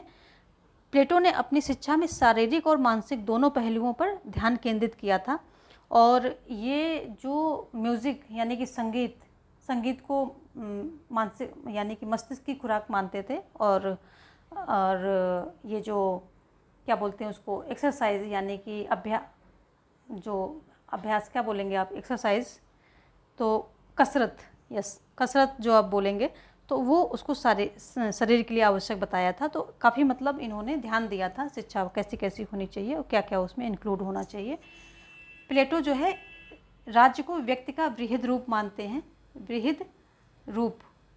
मानते हैं। अरस्तु राज्य को व्यक्ति से पूर्व मानते हैं। सुकरात जो है ये प्लेटो के जो है गुरु होते हैं, और अरस्तु के गुरु प्लेटो होते हैं। प्लेटो की पुस्तक रिपब्लिक है, तो अरस्तु की पुस्तक क्या है? पॉलिटिक्स है। इसी में इन्होंने अपने जो है राज्य संबंधी विचार दिए हैं। देखेंगे हम अगला क्वेश्चन। यहाँ पर ऑप्शन ए सही हो गया है। आगे देखेंगे प्लेटो का परिवारों के साम्यवाद का सिद्धांत निम्नलिखित में से किस पर उसके विचारों का तार्किक परिणाम था? न्याय की अवधारणा, संपत्ति का साम्यवाद, विनियमित प्रजनन के प्रतिस्थापन की अवधारणा, समाज में धन की अवधारणा। तो यहाँ पर जो है ऑप्शन ए सही होगा, न्याय की अवधारणा। कैसे सही होगा देख लेते हैं। तो प्लेटो करते क्या हैं कि न्याय की खोज करते करते ये दार्शनिक राजा के शासन का एक मतलब अनोखा सिद्धांत प्रस्तुत कर देते हैं, और वहीं पर एक और चकित कर देने वाली एक सिद्धांत देते हैं, संपत्ति तथा पत्नियों के साम्यवाद का सिद्धांत भी ये प्रस्तुत कर देते हैं। मतलब ये दार्शनिक राजा तो चलो फिर भी ठीक है, लेकिन जो ये साम्यवाद, पत्नियों का साम्यवाद और संपत्ति का साम्यवाद, परिवार का साम्यवाद, ये जो है बहुत ही विलक्षण यानी कि चकित कर देने वाला था। लेकिन प्लेटो को जो ऐसा जुनून था न्याय की खोज का, यानी कि न्याय किसी तरह से जो है आदर्श राज्य स्थापित करना है, न्याय स्थापित करना है, तो इन सब चीज़ों में ये अजीब अजीब से सिद्धांत देते चले गए जो कि धरातल पर कभी उतर ही नहीं सकते थे। ये बात इनको बाद में रियलाइज भी होती है जीवन के अंतिम क्षणों में। तब इन्होंने जो है लॉज जैसी पुस्तक में अपने विचारों को थोड़ा सा आधुनिक करके यानी कि थोड़ा सा मॉडर्नाइज करके इन्होंने प्रस्तुत किया, उस उप आदर्श राज्य की इन्होंने व्यवस्था की। तो इसमें जो है ये उत्पादक जो साम्यवाद था, तो शासक वर्ग और सैनिक वर्ग यानी कि जो इन दोनों को मिलाकर के अभिभावक वर्ग या संरक्षक जिसे प्लेटो कहता है, उनके लिए था। ये जो उत्पादक वर्ग था उसके लिए नहीं था। तो ये साम्यवाद का जो उद्देश्य क्या था इनके मेन उद्देश्य ये थे कि शासकों के विशुद्ध विवेक की रक्षा करना, राज्य की एकता की रक्षा, राजनीतिक सत्ता तथा आर्थिक शक्ति को अलग रखना, संतति सुधार और स्त्रियों को घर की दासता से मुक्त करना, ये सब भी थे। तो प्लेटो का ये सारे जो है साम्यवाद के उद्देश्य थे। उसमें एक जो स्त्रियों के लिए इन्होंने स्त्री पुरुष को बराबर माना है, ये एक प्लेटो की सबसे अच्छी खूबी रही है। क्योंकि अरस्तु ने, जो कि उनके शिष्य थे, उन्होंने स्त्रियों को मतलब पुरुषों के अधीन रखा है और बोला है कि पुरुषों की जो है शोभा आज्ञा देने में, स्त्रियों की शोभा आज्ञा मानने में है, स्त्रियां जो हैं चार दीवारी के अंदर रहें। ऐसे ऐसे स्टेटमेंट अजीब अजीब से दिए थे, जबकि वो उनके बाद में उनके शिष्य थे। लेकिन प्लेटो ने दोनों को समानता का अधिकार दिया था। तो जो है न्याय की अवधारणा के लिए इन्होंने जो है साम्यवाद सिद्धांत जो है इनका इसी न्याय पर आधारित है। चलिए हम देखते हैं अगला क्वेश्चन। सेशन को लाइक कर दीजिए, आगे बहुत ही इम्पोर्टेंट क्वेश्चन है। और थोड़ा सा आप कुछ वीडियो को पॉज करके चाय पानी ले लीजिए, रिफ़्रेश हो जाइए, क्योंकि कंसंट्रेशन बहुत ज़रूरी है। अगर ऐसे ही आप बिना मन नहीं लग रहा है तो पढ़ेंगे तो वो उतना रिजल्ट नहीं आएगा। तो उससे अच्छा है कि आप 5 मिनट को पॉज ले लें और फिर उतनी ही एनर्जी के साथ, बल्कि उससे ज़्यादा एनर्जी के साथ फिर से सारी चीज़ों को समझें और उसको ग्रैब करें, यानी कि वन शॉट में सब कुछ कर दें, छक्का मार दें। ऐसा जो है आपकी अभी मानसिक स्थिति ऐसी होनी चाहिए कि एक ही शॉट पे छक्का उड़ा दें, सब कुछ ग्रैब कर लें। तो चलिए अगला क्वेश्चन देखते हैं। अरस्तु से संबंधित निम्नांकित कथनों पर विचार कीजिए। अरस्तु के लिए मनुष्य प्रकृति से एक सामाजिक और राजनीतिक प्राणी है। मानव प्रकृति की व्याख्या करने के लिए अरस्तु ने जून पोलिटिकोन शब्द का प्रयोग किया। ऑप्शन देख लेते हैं। एक सही है, दो सही है, दोनों सही हैं और दोनों गलत हैं। तो ऑप्शन यहाँ पर दोनों सेंटेंस सही हैं, ये पहला और दूसरा। अरस्तु के अनुसार जो है व्यक्ति अपनी प्रकृति से ही एक राजनीतिक प्राणी है और राज्य व्यक्ति की इस प्रवृत्ति का ही परिणाम है। उसका मत था कि राज्य का जन्म विकास के कारण हुआ है, वह एक स्वाभाविक संस्था है और जो राज्य को इन्होंने क्या है, स्वाभाविक संस्था माना है। उसके उद्देश्य और कार्य नैतिक हैं, वह सब संस्थाओं में श्रेष्ठ और उच्च है। मानव प्रकृति की व्याख्या करने के लिए अरस्तु ने जून पोलिटिकॉन जो ये शब्द है, कौन होगा यहाँ पर, इस शब्द का जो है प्रयोग किया था। तो जून पोलिटिकॉन का अर्थ क्या होता है, तो ये होता है राजनीतिक प्राणी। तो इसका अर्थ भी आप जान लें, कभी ये भी सेंटेंस में आ सकता है। जून पोलिटिकॉन का शब्द मतलब अर्थ होता है राजनीतिक प्राणी होता है। तो ये दोनों ही सेंटेंस सही है। ऑप्शन सी जो है यहाँ पर आपका सही हो जाएगा। देखेंगे हम अगला क्वेश्चन क्या कह रहा है। इनमें से किसी विचारक के लेखन में प्रथम बार द्वंद्वात्मक पद्धति का प्रयोग हुआ, यानी कि कौन सा विचारक था जिसमें सर्वप्रथम द्वंद्वात्मक पद्धति का प्रयोग किया। सुकरात, प्लेटो, हेगल, मार्क्स। तो जो है ये सभी जो है द्वंद्वात्मक पद्धति का प्रयोग करने वाले हैं। तो वैसे तो सबसे पहले जो है सुकरात ने द्वंद्वात्मक पद्धति का प्रयोग किया था, लेकिन सुकरात का कोई लेख नहीं मिलता है, यानी कि इन्होंने जो किया ओरली किया, मुँह से कहा, अपने प्रवचन दिए, बातें बताई और चलते बने। इन्होंने कुछ लिखा नहीं। यहाँ पर लेखन में है तो प्लेटो आ जाएगा। प्लेटो ने जो है प्रॉपर द्वंद्वात्मक, जो सुकरात की द्वंद्वात्मक पद्धति थी उसको ग्रहण किया और अपने लेख में उतारा था। तो ऑप्शन जो है यहाँ पर बी सही हो जाएगा। और हेगल, मार्क्स तथा हॉब्स ने भी द्वंद्वात्मक पद्धति का, हॉब्स भी यहाँ लिख देते हैं, हॉब्स ने द्वंद्वात्मक पद्धति का जो है प्रयोग किया है। ये सभी चीज़ें आपके इम्पोर्टेंट पॉइंट हैं, आप लिखते रहिए। मैं सब कुछ लिखूंगी तो बहुत बड़ा होगा, इसलिए सब कुछ नहीं लिखूंगी मैं, और मैं ओरली बताऊंगी। इसको आप वीडियो पॉज करके नोट डाउन कर लीजिए, जो भी आपके लिए नई चीज़ें हैं। तो द्वंद्वात्मक पद्धति सुकरात, प्लेटो, हेगल, मार्क्स, हॉब्स, इनके द्वारा यूज की गई है, इन सभी के द्वारा। लेकिन सुकरात जो है सबसे पहले थे, लेकिन इन्होंने लेख नहीं लिखा। प्लेटो जो है लेख लिखने वाले, ये पहले विचारक हैं द्वंद्वात्मक पद्धति में। तो प्लेटो यहाँ पर आंसर हो जाएगा। देखेंगे हम अगला क्वेश्चन कि क्या कह रहा है।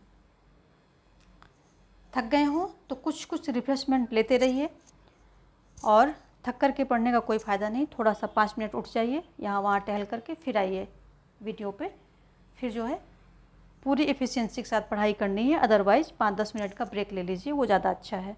फालतू में बैठने से कोई फ़ायदा नहीं होगा। अगला है, निम्नलिखित में से कौन सा सर्वप्रथम सिद्धांतवादी था जिसने सरकारों की एक सुव्यवस्थित वर्गीकरण प्रस्तुत किया था? प्लेटो, बोधा, मैकियावली या अरस्तु?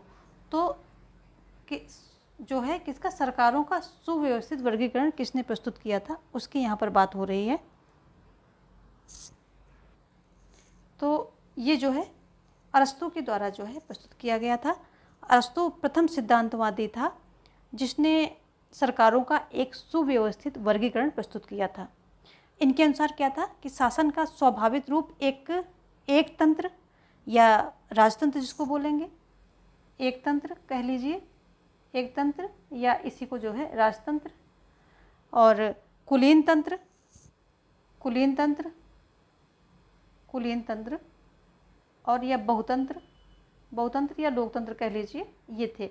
कुलीन तंत्र को गुटतंत्र भी कहते हैं, बहुतंत्र को लोकतंत्र भी कहते हैं, गुट तंत्र, लोकतंत्र। तो इन्होंने जो है सर्वप्रथम सरकार का सुव्यवस्थित वर्गीकरण दिया था। ऑप्शन जो है डी यहाँ पर सही हो जाएगा। और प्लेटो जो है दार्शनिक राजनीति के जनक कहलाए जाएंगे। ये दार्शनिक राजनीति के जनक हैं। और मैकियावली क्या है, आधुनिक राजनीति के जनक हैं, आधुनिक राजनीति के ये जनक माने जाते हैं। अरस्तु राजनीति के राजनीति नहीं, राजनीति विज्ञान कह लीजिए, राजनीति विज्ञान या राजनीति शास्त्र कह लीजिए। तो ये दार्शनिक राजनीति विज्ञान के जनक हैं, ये आधुनिक राजनीति विज्ञान के जनक हैं मैकियावली। और अरस्तु क्या है, राजनीति विज्ञान के जनक माने जाते हैं। तो ये देखिए थोड़ा थोड़ा सा अंतर है, ये आधुनिक हैं, ये दार्शनिक हैं, और ये सिर्फ राजनीतिक हैं। तो ये सभी जो हैं जनक हैं, ये भी ध्यान रखने वाली बात है। मैकियावली की जो पुस्तक है, सबसे फेमस पुस्तक है, वह प्रिंस है, प्रिंस है। इसी में इन्होंने जो है अपने राज्य संबंधी विचार दिए हैं। मैकियावली ने सबसे पहले जो मतलब इसमें आधुनिक समय में जो है राज्य शब्द का जो है प्रयोग किया है। राज्य शब्द का प्रयोग सबसे पहले जो है मैकियावली ने ही किया है। और अरस्तु जो है, इनकी पुस्तक अभी भी हमने बात की, इनकी पुस्तक का नाम, अरस्तु की पुस्तक का नाम क्या है, पॉलिटिक्स है। प्लेटो की पुस्तक का नाम रिपब्लिक है।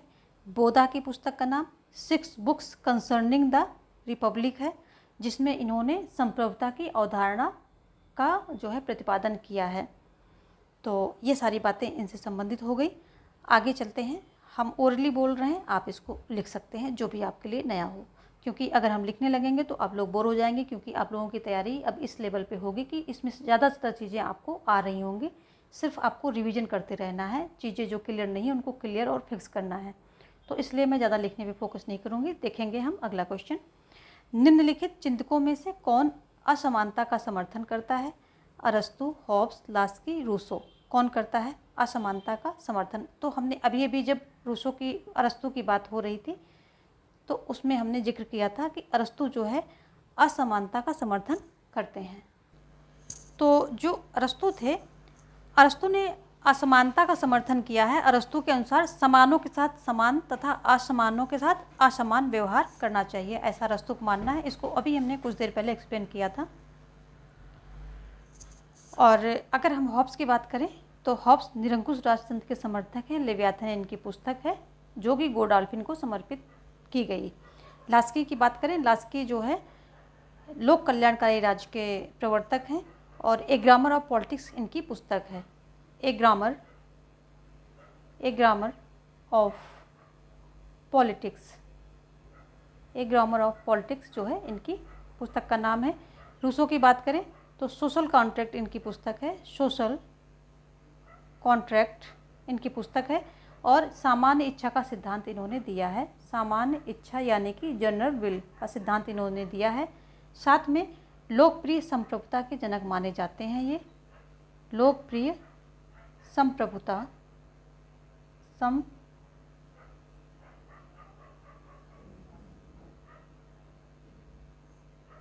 के जनक ये माने जाते हैं। तो लोकप्रिय संप्रभुता के जनक माने जाते हैं, या लोकप्रिय जो लोकतंत्र है उसको भी ये प्रत्यक्ष लोकतंत्र की ये समर्थन रूसो जो है क्या है, प्रत्यक्ष लोकतंत्र का समर्थन करते हैं। अप्रत्यक्ष लोकतंत्र को ये जो है अच्छा नहीं मानते हैं। ये सारी बातें हो गई और चलते हैं, हम आगे बढ़ते हैं। अरस्तु की पुस्तक जो है क्या है, इनकी पॉलिटिक्स पुस्तक है। इसी में इन्होंने जो है, जो पॉलिटिक्स इनकी पुस्तक है, राज्य संबंधी विचार इसी में इन्होंने दिए हैं। देखेंगे हम नेक्स्ट क्वेश्चन। प्लेटो की दार्शनिक शिक्षा में निम्नलिखित में से कौन सा विषय सम्मिलित नहीं है? अंकगणित, बीजगणित, खगोलशास्त्र, समाजशास्त्र। तो जो प्लेटो की दार्शनिक शिक्षा है उसमें जो है केवल 3 विषयों को सम्मिलित किया गया है। कौन से? अंकगणित, खगोलशास्त्र और समाजशास्त्र, यानी कि बीजगणित नहीं है।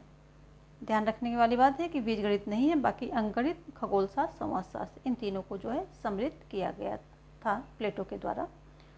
नेक्स्ट क्वेश्चन देखेंगे कि निम्नलिखित गुणों में से अरस्तु के अनुसार शासक के लिए कौन सा विशिष्ट है? तो कौन सा विशिष्ट है? शासक के लिए बात हो रही है। क्वेश्चन को जब पढ़ते हैं तो देखिए क्या पूछ रहा है, क्यों पूछ रहा है, क्या हमसे ये जानना चाह रहा है। तो शासक के लिए कौन सा विशिष्ट जो है गुण है? साहस, न्याय, संगम, विवेक। तो जो है यहाँ पर भी जो है ऑप्शन जो है, यहाँ जो है ऑप्शन बी सही होगा, न्याय। क्योंकि अरस्तु ने अपने गुरु प्लेटो की तरह न्याय की बड़ी विस्तृत व्याख्या की है और इनका कहना है कि न्याय अपने व्यापकतम मतलब या व्यापक अर्थ में सदाचार का पर्यायवाची है। इस दृष्टि से समस्त नैतिक गुणों से संपन्न व्यक्ति ही जो है न्यायशील माना जा सकता है। तो न्याय है, यही जो है शासक का विशिष्ट गुण होगा अरस्तु के अनुसार। देखेंगे हम अगला क्वेश्चन। निम्नलिखित ग्रंथों में से प्लेटो किसके लेखक थे? किसके लेखक थे?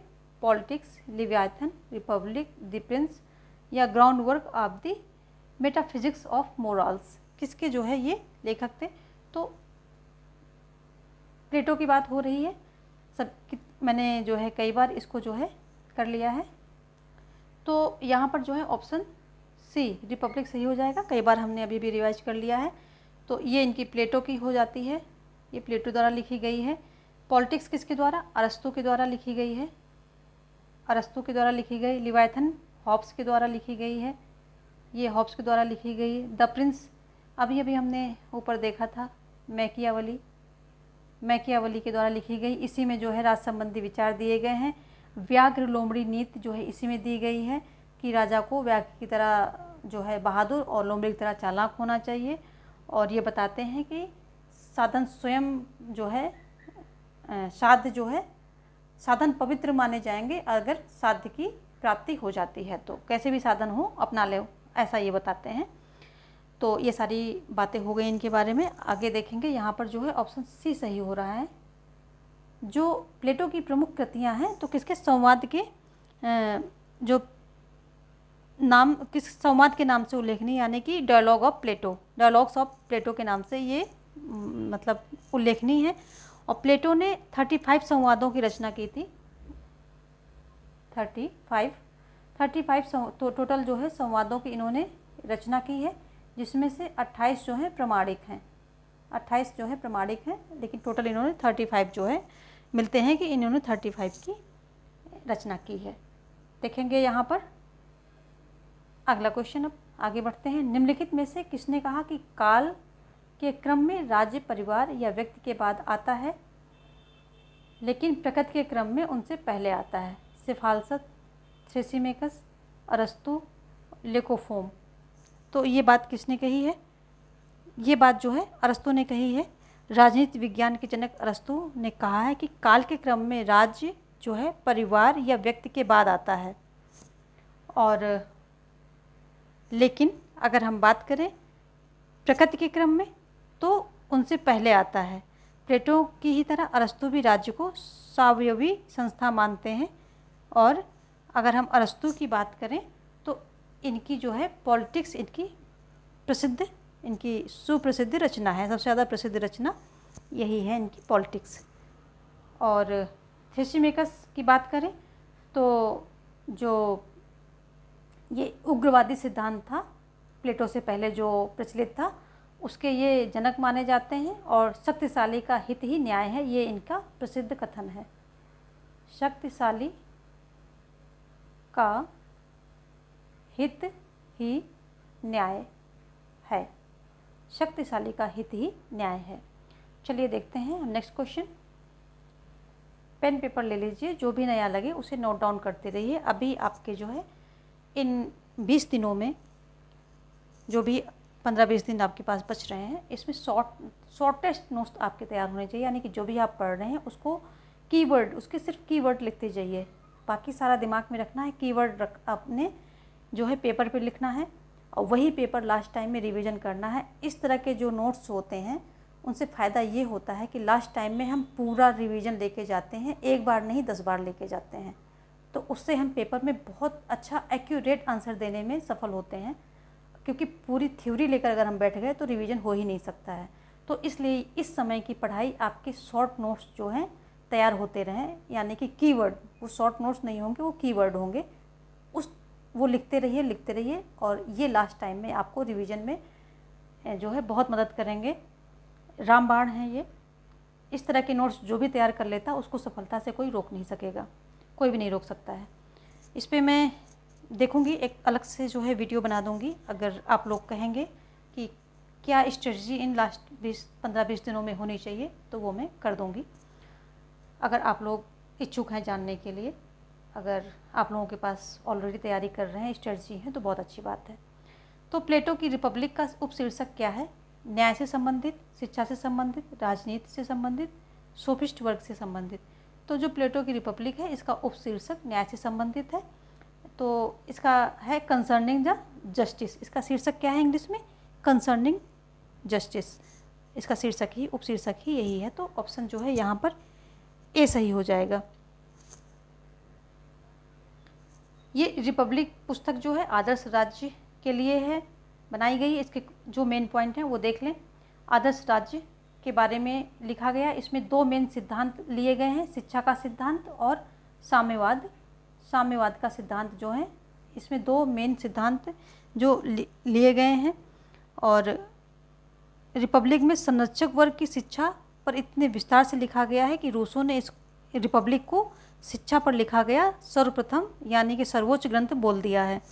तो ये सारी बातें जो रिपब्लिक के बारे में हैं आपको ध्यान में रखनी चाहिए। कोई भी क्वेश्चन पुटअप हो सकता है यहाँ से। चलिए देखते हैं हम नेक्स्ट क्वेश्चन। अगला क्वेश्चन क्या कह रहा है? गीता बोध किसने लिखा है? रामकृष्ण परमहंस ने, स्वामी विवेकानंद ने, महात्मा गांधी ने या तिलक ने? तो ये महात्मा गांधी द्वारा लिखी गई है। महात्मा गांधी कहते हैं कि कर्म करते रहिए। इनका जो है इसके पीछे यही तात्पर्य है। ये गीता में जो बताया गया है वही ये भी इसमें बताते हैं कि कर्म करते रहिए, फल की इच्छा मत करिए। अपना कर्म जो है पूरा, आपका फोकस आपके कर्म पर होना चाहिए। तो आप लोग भी अभी आपका कर्म जो है पढ़ाई करना है। दिन रात जो है एक करके पढ़ाई कीजिए, मेहनत से, जुनून से। बिल्कुल सारी जो है इधर उधर की बातें छोड़कर पूरा फोकस पढ़ाई में कर दीजिए और कर्म करेंगे तो फल तो मिलेगा ही। चलिए आगे देखते हैं। अगला है, मेरे लिए ईश्वर सत्य और प्रेम है, किसने कहा? विनोबा भावे ने, महात्मा गांधी ने, अंबेडकर ने, राम मोहन राय ने, यानी कि राजा राम मोहन राय ने। किसने कहा है? तो ये भी महात्मा गांधी के द्वारा कहा गया है। इन्होंने जो है सत्य के साथ मेरे प्रयोग में बोला है कि मैंने ये अनुभव करके देखा है कि सत्य ही जो है ईश्वर है। तो वही ये सेंटेंस है, मेरे लिए ईश्वर सत्य और प्रेम है। ठीक है। तो इनकी जो है आत्मकथा क्या है? सत्य के साथ मेरे प्रयोग, सत्य के साथ मेरे प्रयोग, ये इनकी आत्मकथा है। ठीक है। तो चलते हैं हम आगे, अगला क्वेश्चन देखते हैं। पॉज लेते रहिए। आप लोग थक रहे हैं तो थक करके मत पढ़िएगा। 5 मिनट का पॉज लीजिए, वापस आइए और फिर से जो है उसी फोकस के साथ पढ़ाई कीजिए। फोकस के बिना पढ़ाई जो है बेईमानी है। तो फोकस के बिना पढ़ाई नहीं करनी है। आप बेशक 5-10 मिनट का ब्रेक ले लें, वो जो है आपका अधिकार है, उसको ब्रेक लीजिए। चाय पानी लीजिए, एक म्यूज़िक सुन लीजिए अगर आप म्यूज़िक के शौकीन हैं, बस एक, ज़्यादा नहीं, और वापस आइए, पढ़िए, ध्यान से पढ़िए। अगला है, गांधी ने सत्याग्रह का प्रयोग सर्वप्रथम कहाँ किया? दक्षिण अफ्रीका, चंपारण, बारडोली, डांडी, कहाँ पर? तो देखिए अब यहाँ पर आ गया, अभी हमने जो किया था तो उसमें सब इंडियन आंदोलन थे, तो हमने क्या सिलेक्ट किया था? चंपारण, क्योंकि इंडिया में सबसे पहला चंपारण था। लेकिन यहाँ पर दक्षिण अफ्रीका भी दे दिया गया, तो और प्रथम कहा गया है, तो ये ऑप्शन ए सही होगा। तो जैसे ऑप्शन हमको मिलते हैं उसी हिसाब से हमें जो है आंसर भी चूज करना पड़ता है। तो यहाँ पर दक्षिण अफ्रीका है, तो दक्षिण अफ्रीका में इन्होंने सर्वप्रथम अपना जो है सत्याग्रह का प्रयोग किया था। आगे देखेंगे हम नेक्स्ट क्वेश्चन, निम्न में किसने कहा कि लोकतंत्र सुचारू रूप और स्वराज की अवधारणा के अनुसार तभी कार्य कर सकता है जब उसका विकेंद्रीकरण हो? जवाहरलाल नेहरू, सरदार पटेल, महात्मा गांधी, रविन्द्रनाथ टैगोर। तो ये जो बात महात्मा गांधी ने कही है, क्योंकि ये केंद्रीकरण के विरोध करते थे, ये सत्ता का विकेंद्रीकरण में जो है अपना समर्थन देते थे, और इसीलिए इन्होंने पंचायत राज का समर्थन किया, ताकि सत्ता जो है ऊपर लेवल केंद्र से लेकर राज्य स्तर फिर गांव स्तर पर भी विभाजित रहे, और गांव के लोग जो है स्वशासन मतलब अपना शासन खुद चलाएं, और सत्ता जो है हर लेवल पर विभाजित रहे। ठीक है, तो यहाँ पर जो है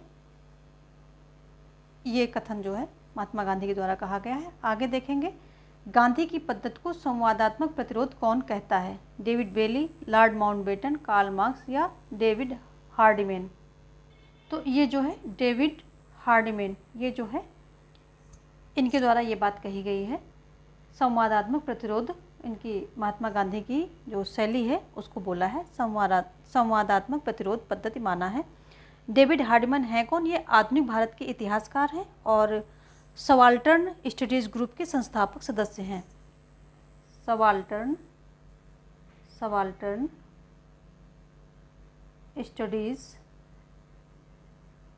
स्टडीज ग्रुप के संस्थापक सदस्य हैं, और इनका जन्म जो है पाकिस्तान में हुआ है, पालन पोषण इंग्लैंड में हुआ है, और वर्तमान में ये इतिहास विभाग के प्रोफेसर हैं। इन्होंने ही गांधी जी की पद्धति को संवादात्मक प्रतिरोध पद्धति माना है। ठीक है, ऑप्शन डी जो है यहाँ पर सही हो जाएगा। आगे देखेंगे, सत्याग्रह नामक प्रतिरोध की गांधीवादी पद्धति को किसने गांधीवादी द्वंद्वात्मक कहा है? रॉबर्ट निस्बेट ने, बोंडुरेट ने, डेविड बेली ने या रजनी कोठारी ने? किसने कहा है? तो ये जो है बोंडुरेट है, इनके द्वारा जो है ऑप्शन बी, इनके द्वारा कहा गया है ये बात। देखेंगे हम अगला क्वेश्चन। अगला क्वेश्चन कह रहा है कि अखिल भारतीय अनुसूचित जाति संघ का गठन किस वर्ष किया गया? 1935, 1951, 1947 या 1942? कब किया गया इसका जो है गठन? तो ये जो है 1942 में इसका जो है गठन किया गया।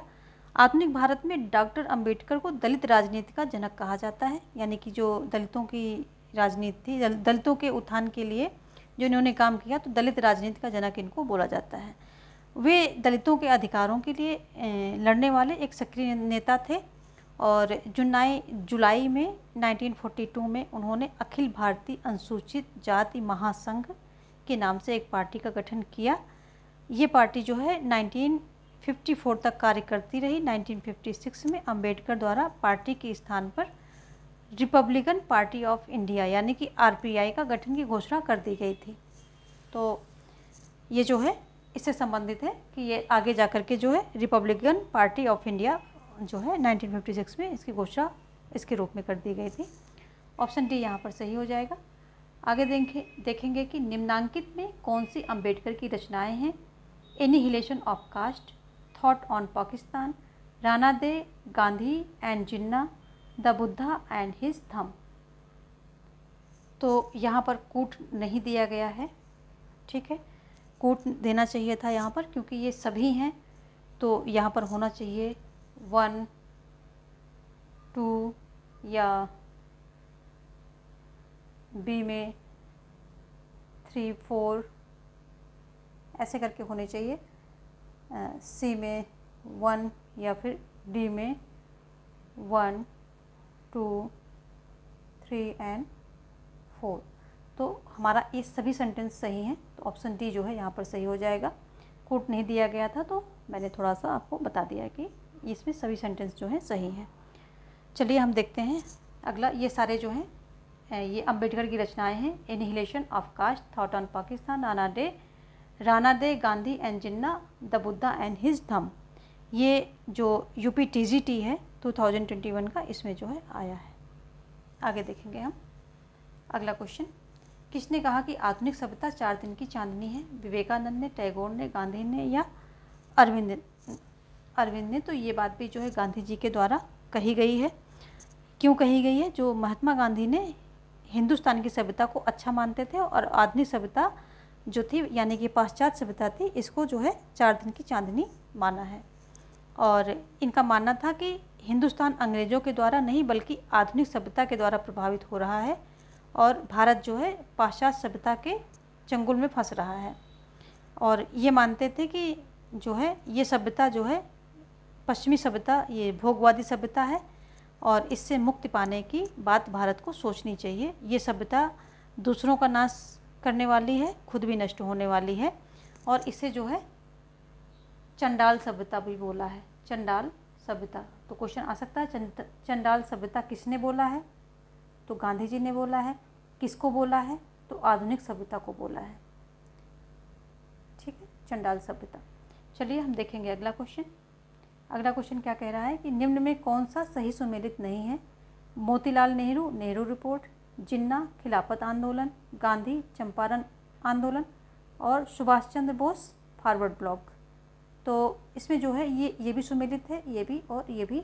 जो जिन्ना है ये खिलाफत आंदोलन, ये जो है सही सुमेलित नहीं है क्योंकि जिन्ना ने खिलाफत आंदोलन में हिस्सा नहीं लिया था।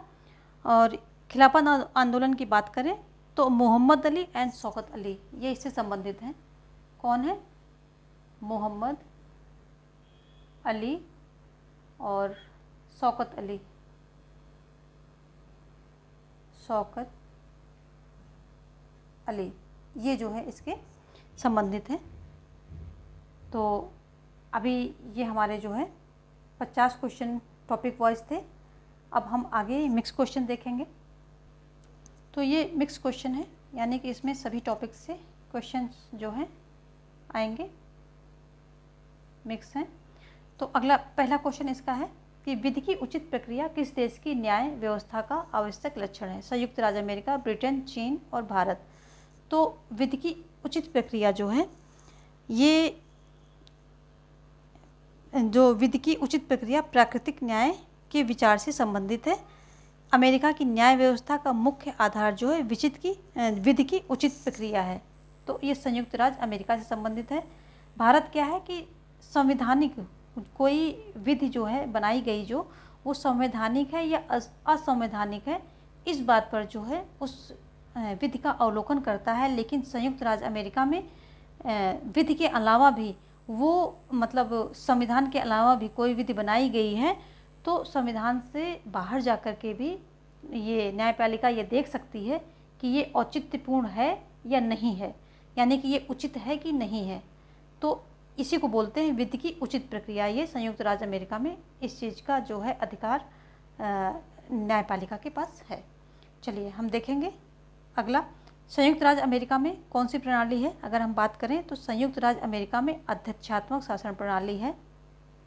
ये साथ साथ आपके सारे टॉपिक हैं, इनको अध्यक्षात्मक शासन प्रणाली देखते चलिए, यानी कि रिवीजन लेते चलिए।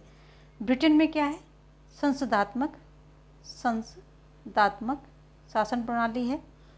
चीन में क्या है? चीन में जो है एक दल की यहाँ पर एक दल की राजनीति की जाती है, यानी कि एक दलीय प्रणाली है यहाँ पर।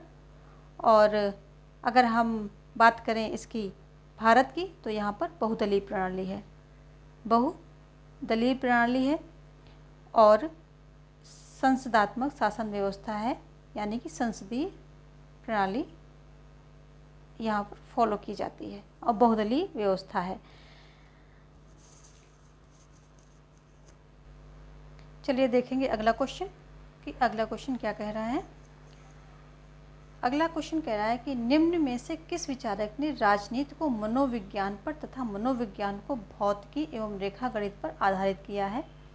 मॉन्टेस्क्यू, रूसो, थॉमस हॉब या बेंथम? किसने किया है? ऑप्शन जो है यहाँ पर सी सही हो जाएगा, क्योंकि जो थॉमस हॉब्स थे इनका उद्देश्य था कि मनोविज्ञान एवं राजनीति को विशुद्ध प्राकृतिक विज्ञानों के धरातल पर रखा जाए, और भौतिकी के आधार पर हॉब्स ने अपने मनोविज्ञान की रचना की और मनोविज्ञान के आधार पर राजनीति शास्त्र की स्थापना की। तो ये ऑप्शन सी यहाँ पर सही हो जाएगा। मॉन्टेस्क्यू की बात करें तो ये शक्ति का पृथक्करण सिद्धांत है, पृथक्करण, ये मॉन्टेस्क्यू के द्वारा दिया गया है, और ये जो है अमेरिका में अच्छे से इस सिद्धांत को फॉलो किया जाता है।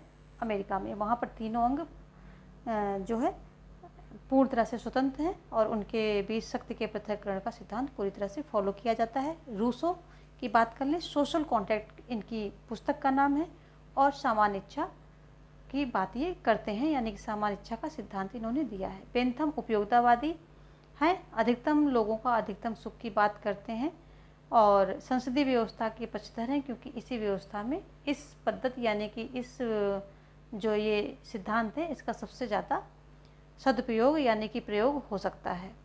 थॉमस हॉब्स की पुस्तक लिवायथन है, और ये फ्रांस में लिखी गई है, 1651 में लिखी गई थी, गोडाल्फिन को समर्पित है। देखेंगे हम नेक्स्ट क्वेश्चन क्या कह रहा है। अगला क्वेश्चन कि यह मत किसका है कि संप्रभु बिना जनता की सहमति के कर नहीं लगा सकता? बोधा, ग्रोशियस, हॉब्स या रूसो? तो ये जो है बोधा के द्वारा कहा गया है। बोधा ने सबसे पहले तो अपने संप्रभु को मतलब सभी कानूनों से ऊपर कर दिया, लेकिन बाद में क्या हुआ, ये उधेड़-बुन में फंस गया, यानी कि इसमें दुविधा पैदा हो गई कि कहीं इसका राजा अत्याचारी ना हो जाए, अनैतिक ना हो जाए, तो इसको जो है प्राकृतिक अधिकारों के अधीन और जो ईश्वरीय प्राकृतिक जो नियम होते हैं उसके अधीन, और जो ईश्वर यानी कि धार्मिक नियम होते हैं उनके अधीन कर दिया। और वहीं पर इसने ये बात कही कि जो है बिना जनता की सहमति के कर नहीं लगा सकता, यानी कि फिर जो नैतिकता के आधार पे इसने काफ़ी सारे रिस्ट्रिक्शन जो है इनको जो है ये संप्रभु पर लगा देते हैं। ग्रोशियस की बात कर लेते हैं। अच्छा, इनकी बोधा की बुक्स क्या है? 6 बुक्स कंसर्निंग द रिपब्लिक, ये इनकी पुस्तक का नाम है, और इसी में इन्होंने अपने संप्रभुता संबंधी विचार दिए हैं। ग्रोशियस क्या है? बाह्य संप्रभुता के ये क्या हैं? जनक माने जाते हैं। बाह्य संप्रभुता के जनक माने जाते हैं। गार्नर जो हैं, गार्नर आंतरिक संप्रभुता के जनक माने जाते हैं। ठीक है। हॉब्स की पुस्तक का नाम लिवायथन है, निरंकुश राजतंत्र के ये समर्थक हैं। फ्रांस में ये पुस्तक लिखी जाती है और गोडाल्फिन को समर्पित है। रूसो सोशल कॉन्ट्रैक्ट जो है इनकी पुस्तक, इसी में इनके जो है संविदा संबंधी विचार दिए हैं। सामान्य इच्छा का समर्थन इन्होंने किया है, यानी कि सामान्य इच्छा का सिद्धांत इन्होंने दिया है। देखेंगे हम अगला क्वेश्चन, यहाँ ऑप्शन ए सही हो रहा है। आगे देखेंगे क्वेश्चन नंबर 4 में क्या कह रहा है कि निम्नलिखित में से कौन सा संप्रभुता के अद्वैतवादी सिद्धांत का प्रमुख प्रवक्ता था? लॉक, बेंथम, बोधा या ऑस्टिन? अद्वैतवादी कह लें आप, या जो है तो यहाँ पर ऑप्शन जो है डी सही होगा, क्योंकि संप्रभुता के अद्वैतवादी या आप इसको एकलवादी कह सकते हैं सिद्धांत के प्रमुख जनक जॉन ऑस्टिन माने जाते हैं। ऑस्टिन ने माना कि संप्रभुता राज्य में किसी निश्चित व्यक्ति या संस्था में निवास करती है और इसका विभाजन नहीं हो सकता है। इन्होंने संप्रभुता की परिभाषा देते हुए कहा है कि यदि कोई निश्चित मानवीय सत्ता अपनी जैसी किसी अन्य सत्ता की आज्ञा मानने में अभ्यस्त ना हो, बल्कि प्रस्तुत समाज के सर्वसाधारण उसकी आज्ञा मानने में अभ्यस्त हों, तो इस निश्चित मानवीय सत्ता को उस समाज में प्रभुसत्ताधारी कहेंगे। तो ये इनकी परिभाषा है प्रभुसत्ता से संबंधित, यानी कि जो संप्रभु है उससे संबंधित, और ये अद्वैतवादी या एकलवादी सिद्धांत जो है संप्रभुता के जनक माने जाते हैं। बेंथम उपयोगितावादी हैं, बोधा की अभी अभी हमने बात की, जो संप्रभुता की अवधारणा है, सर्वप्रथम जो है इन्होंने इस अवधारणा का प्रतिपादन किया था अपनी पुस्तक 6 books of concerning the Republic, इसमें दिया था। और लॉक जो है उदारवादी राजनीति के मतलब जो उदारवाद के जनक माने जाते हैं, और इनका श्रम का सिद्धांत दिया है कि इसमें बताया इन्होंने कि कोई व्यक्ति जो है, कोई वस्तु सार्वजनिक होती है, व्यक्ति उसमें निजी श्रम मिला करके वो चीज़ को निजी बना लेता है और उससे छीनने का अधिकार किसी को नहीं है। तो ये सारी बातें हो गई इससे संबंधित। आगे देखेंगे हम नेक्स्ट क्वेश्चन। ये सब आपका रिवीजन हो रहा है, आप सभी को आता होगा मैं मानती हूँ, पर कुछ लोग ऐसे होंगे जिनको नहीं भी आता होगा, और यदि आ भी रहा है तो रिवीजन होना अभी लास्ट टाइम में ज़रूरी है, इसलिए मैं सारे पॉइंट को टच करती हुई चल रही हूँ। अगला क्वेश्चन है, निम्नलिखित में से कौन राज्य की उत्पत्ति के विकासवादी सिद्धांत में विश्वास नहीं करता है? तो लॉक हैं, बार्कर हैं, गार्नर हैं या हेनरी मैन है? किसने जो है इसमें विश्वास नहीं किया है? तो यहाँ पर थोड़ा सा आप अगर दिमाग लगाएंगे तो आंसर निकल आएगा, क्योंकि Hobbes, Locke, Rousseau, Hobbes, Locke और लॉक जो है रूसो, हॉब्स, ये क्या है? जो अनुबंधवादी राज्य की उत्पत्ति का समझौता, अनुबंधवादी जो सिद्धांत है यानी कि सामाजिक समझौते का सिद्धांत है, उसके समर्थक हैं। तो जाहिर सी बात है ये विकासवादी सिद्धांत के समर्थक नहीं होंगे। बार्कर, गार्नर, हेनरी मैन, ये सभी जो है राज्य की उत्पत्ति के विकासवादी सिद्धांत के जनक माने जाते हैं। विकासवादी सिद्धांत मानता है कि राज्य समय, परिस्थिति और आवश्यकता के अनुरूप धीरे धीरे आकार लेता चला गया, और आज इसमें जो है बदलाव आते जा रहे हैं, ये जटिल होता जा रहा है। ठीक है, तो यहाँ पर जो है देखेंगे हम अगला क्वेश्चन। हेनरी मैन जो है पितृसत्तात्मक, जो राज्य की उत्पत्ति का पितृसत्तात्मक जो सिद्धांत है उसके जनक माने जाते हैं। गार्नर आंतरिक संप्रभुता के जनक माने जाते हैं। देखेंगे हम नेक्स्ट क्वेश्चन क्या कह रहा है। सेवाइन के अनुसार वह कौन सा दार्शनिक था जिसने सर्वप्रथम राज्य को वह अर्थ प्रदान किया जो अर्थ आधुनिक राजनीतिक व्यवहार में उसके साथ जुड़ गया? प्लेटो, अरस्तु, रोमन न्यायविद या मैकियावली?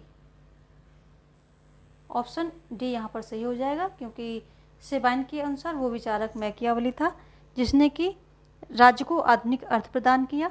मैकियावली ने राज्य को नैतिकता और धर्म से परे कर यथार्थवादी बनाया, यानी कि नैतिकता और धर्म से अलग कर दिया और इसको क्या बनाया? यथार्थवादी बनाया। इसमें इनके खास विचार यही है कि जो है कोई भी साधन हो, कैसे भी साधन हो, और राज्य की सुरक्षा के लिए, साध्य की प्राप्ति के लिए जो है राजा किसी भी प्रकार के साधन यूज कर सकता है, उसको नैतिक अनैतिक सोचने की ज़रूरत नहीं है। तो यथार्थवाद पर इसने जो है फोकस किया है मैकियावली ने राज्य शब्द का प्रयोग सर्वप्रथम किया है, ये भी एक फैक्ट है, ध्यान रखने वाली बात है। और आधुनिक राज्य को यथार्थवाद बनाया, यानी कि यथार्थवादी विचारधारा दी है आधुनिक राज्य के बारे में। प्लेटो, अरस्तु, इन सब के बारे में हमने कई बार देख लिया है, तो आई थिंक आपको अब तक ही रट गया होगा। देखेंगे हम आगे अगला क्वेश्चन। निम्न में से किसने अहस्तक्षेप की नीति भी कहा जाता है? मतलब किसे जो है अहस्तक्षेप की नीति भी कहा जाता है? व्यक्तिवाद को, समाजवाद को, उपयोगितावाद को या आदर्शवाद को? तो अहस्तक्षेप की नीति पूरी तरह से व्यक्तिवाद से संबंधित है।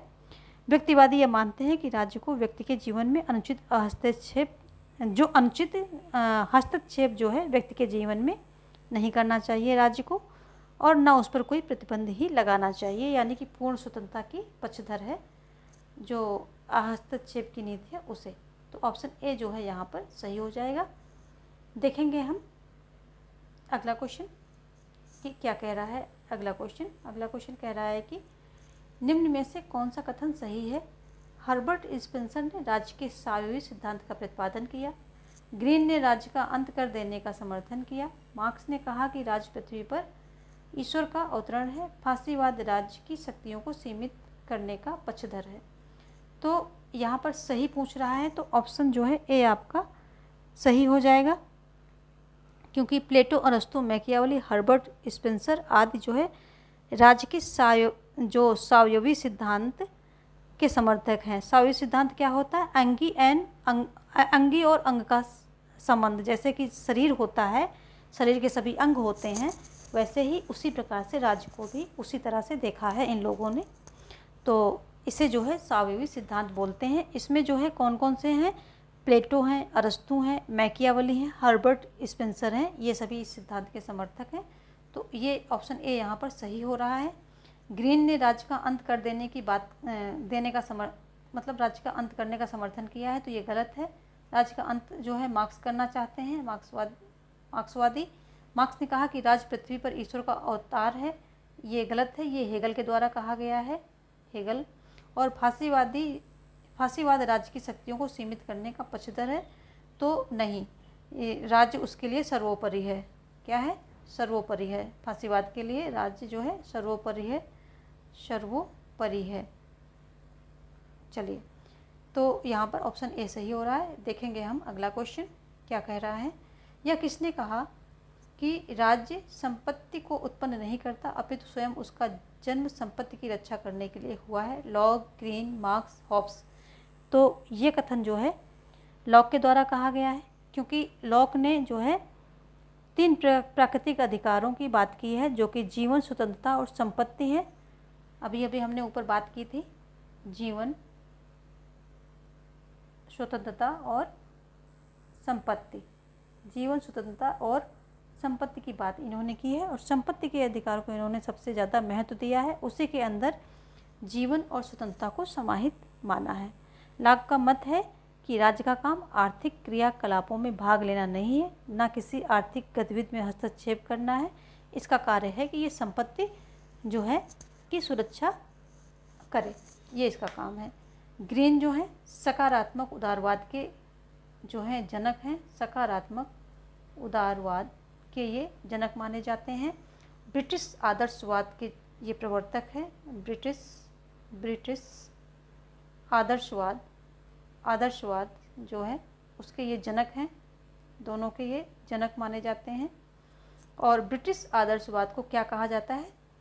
ऑक्सफोर्ड दर्शन के नाम से जाना जाता है। ऑक्सफोर्ड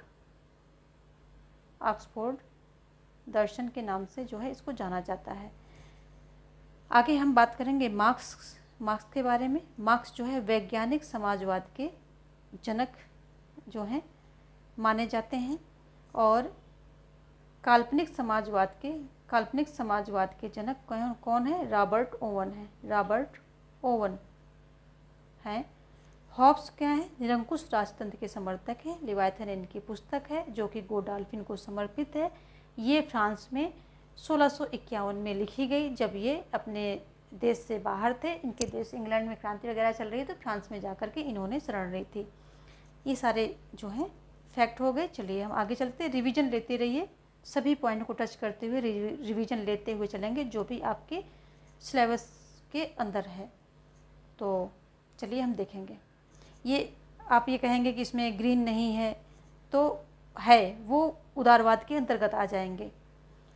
कहेंगे आप इसमें कि वो लास्की नहीं है, नहीं, वो लोक कल्याणकारी राज्य के अंतर्गत आ जाएंगे। तो जो चीज़ें यहाँ पर रिवाइज करवाई जा रही हैं उसको आराम से सुनते रहिए, ध्यान से उसको नोट करते रहिए। चलिए आगे देखेंगे हम। अगला क्वेश्चन क्या है कि सर्वहारा का अधिनायकत्व मार्क्स के सिद्धांत का सार है, या किसने कहा? एंजल्स ने कहा, लेनिन ने कहा, स्टालिन ने कहा, माओ से तुंग ने कहा। तो ये जो है लेनिन महोदय ने कहा है, और इनकी पुस्तक है स्टेट एंड रिवोल्यूशन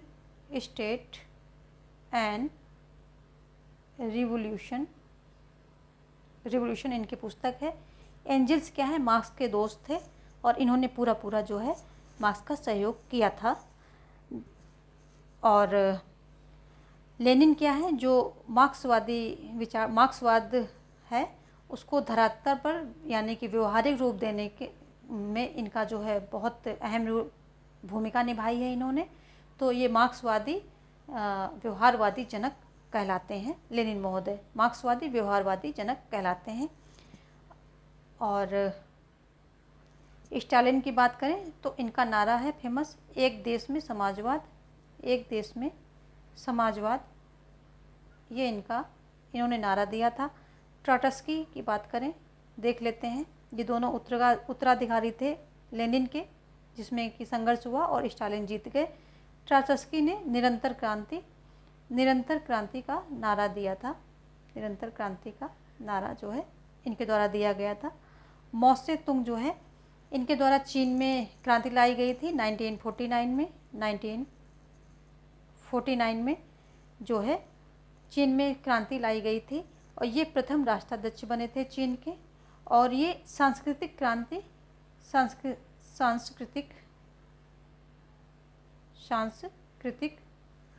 क्रांति का भी इन्होंने समर्थन किया है। इनका मतलब है कि सांस्कृतिक क्रांति जो है लोगों को शिक्षित करने में मदद करती है, और बिना शिक्षा के लोग जो है औद्योगिक क्रांति का महत्व नहीं समझ पाएंगे। इसलिए सांस्कृतिक क्रांति यानी कि संपूर्ण क्रांति है, और इसका जो है इन्होंने समर्थन किया है। आगे देखेंगे हम। तो सांस्कृतिक क्रांति अगर आता है तो माओ से तुंग जो है से वो संबंधित है। आप माओ से तुंग पर टिक कर देंगे, बात यहीं पर ख़त्म हो जाती है। देखेंगे हम आगे। यहाँ पर हमने ऑप्शन दिया था, लेनिन है, इसका बी ऑप्शन है। अगर नहीं दिया हो तो चलिए आगे देख लेते हैं क्या है अगला क्वेश्चन। केंद्र एवं परिधि की अवधारणाएं मूल मंत्र हैं समझने के लिए। पहले केंद्र और परिधि देख लेते हैं। केंद्र जैसे ये हो गया, तो ये केंद्र का कोई एक राज्य हो गया, देश हो गया, शक्तिशाली है, या कोई एक समूह हो गया, संस्था हो गई। उसके परिधि में जो है बहुत सारी संस्थाएं या देश या राज्य हैं। तो ये हो गया केंद्र और परिधि का कॉन्सेप्ट। केंद्र में ये है और इसके आसपास ये परिधि हो गई। चलिए अब देखते हैं आधुनिकीकरण के सिद्धांत को। जो केंद्र एवं परिधि की अवधारणाएं मूल मंत्र हैं समझने के लिए आधुनिकीकरण के सिद्धांत को, आश्रित सिद्धांत को, उत्पतन सिद्धांत को, या अदृश्य साम्राज्य सिद्धांत को। तो यहाँ पर जो है ऑप्शन बी सही हो जाएगा। जो उपनिवेशवाद के नए अवतार, नौ उपनिवेशवाद, यानी कि जो उपनिवेशवाद का नया अवतार क्या है, नौ उपनिवेशवाद। इसको समझने के लिए केंद्र एवं परिधि की अवधारणाएं मूल मंत्र हैं। और आज के टाइम पे किसी भी राज्य पर राजनीतिक कब्जा कर लेना असंभव है, यानी कि जो अंतर्राष्ट्रीय लॉज बन गए हैं तो ऐसे कोई कब्जा नहीं कर सकता है। पर आर्थिक रूप से विकसित राज्यों द्वारा एशिया तथा अफ्रीका के कमज़ोर और जो कम विकसित हैं, अल्प विकसित राष्ट्र हैं, देश हैं, उनका शोषण ही नौ उपनिवेशवाद है। और ये कैसे शोषण करते हैं, इसमें विकसित राज्य जो है केंद्र में होता है तथा परिधि पर पिछड़े राज्य होते हैं। जैसे जैसे परिधि का विस्तार होता है, केंद्र का विकास होता जाता है। और यह शोषण की नई तकनीक है। इसके प्रमुख विद्वानों में इस जो है शोषण की नई तकनीक के जो विचारक हैं, तो एजे फ्रैंक, समीर आमीन, दास संतोष और पॉल फ्रेरे, ये सभी जो हैं इसके हैं जो प्रमुख विचारक हैं। तो इसमें होता क्या है, जो केंद्र में एक मतलब मजबूत राज्य होता है, तो और जो आसपास अल्प विकसित राज्य होते हैं, तो वो अपनी विभिन्न ज़रूरतों के लिए उन पर आश्रित होते हैं। और जितने ज़्यादा राज्य संख्या में उन पर आश्रित होते जाते हैं, उतना ज़्यादा केंद्र जो है ये मजबूत होता जाता है। ये इसका जो है कॉन्सेप्ट है। चलिए हम आगे देखेंगे। निम्नलिखित में से किस प्रकार की सरकार में सरकारें विधानमंडल के अनिवार्य भाग के रूप में द्वितीय सदन होती हैं? तो किस तरह की, अध्यक्षात्मक, संसदीय, एकात्मक या संघीय? तो जो ऑप्शन सभी को पता है कि ये जो सरकारें बनती हैं इसमें विधानमंडल का अनिवार्य भाग के रूप में द्वितीय सदन किसमें होता है, संघात्मक, जिसमें कि सरकारें एक से ज़्यादा लेवल पर होती हैं। यानी कि जैसे भारत में संघ सरकार है, केंद्र सरकार है, तो द्वितीय सदन जो राज्यसभा है वो राज्यों का प्रतिनिधित्व करता है। तो यही बात हो गई यहाँ, यानी कि संघीय व्यवस्था। भारत में भी संघीय व्यवस्था है। तो ऑप्शन डी यहाँ पर सही हो जाएगा। देखेंगे हम अगला क्वेश्चन। अध्यक्षात्मक में ये क्या है, अमेरिका में फॉलो किया जाता है। इसमें जो है सरकार का प्रमुख और राष्ट्र का प्रमुख एक ही होता है इस व्यवस्था में। और संसदीय व्यवस्था में क्या होता है कि जो सामूहिक उत्तरदायित्व की भावना होती है, कार्यपालिका और विधायिका इन दोनों में जो है घनिष्ठ संबंध होते हैं, जबकि इसमें कार्यपालिका और विधायिका के बीच जो है घनिष्ठ संबंध नहीं होते हैं। संघीय सरकार में शक्ति का विकेंद्रीकरण होता है और एकात्मक में जो होता है वो क्या होता है कि वहाँ पर केंद्रीकरण होता है, शक्ति का केंद्रीकरण होता है। तो ये सारी बातें हो गई और देखेंगे हम अगला क्वेश्चन।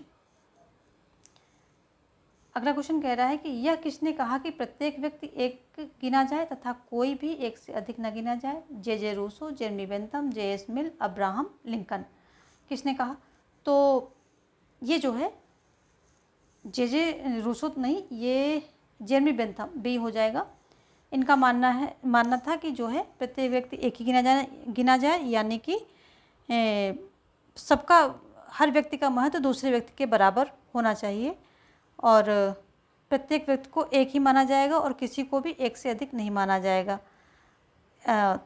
तब यह कानून प्राकृतिक कानून की धारणा से समानता के सिद्धांत को ग्रहण करता है, ऐसा जो है ये बताते हैं। और इन्होंने जो है मिल की अगर हम बात करें तो ये जो है मानते हैं कि जो मतदान होता है तो मतदान जो है गुणात्मक होना चाहिए, यानी कि जो व्यक्ति जितना ज़्यादा शिक्षित है, शिक्षितों को इन्होंने मतदान का जो अधिकार दिया है और जो जितना ज़्यादा शिक्षित है उतना ज़्यादा उसको मत देने की जो है अधिकार प्राप्त हो।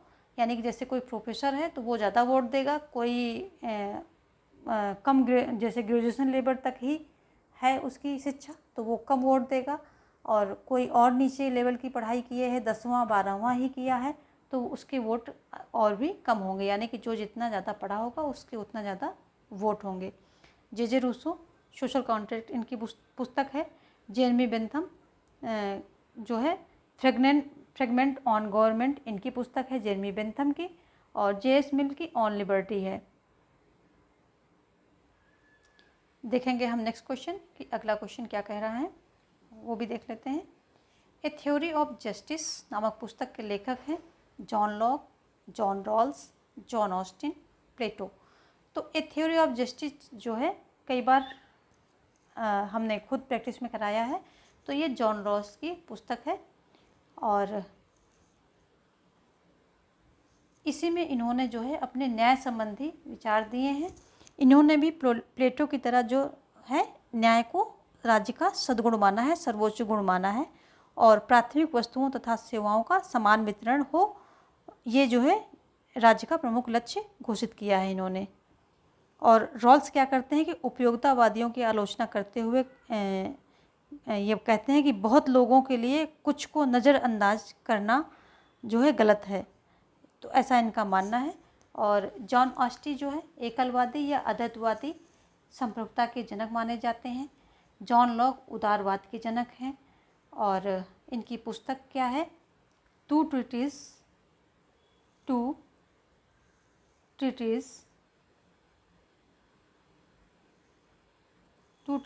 ऑन गवर्नमेंट इनकी जो है पुस्तक है।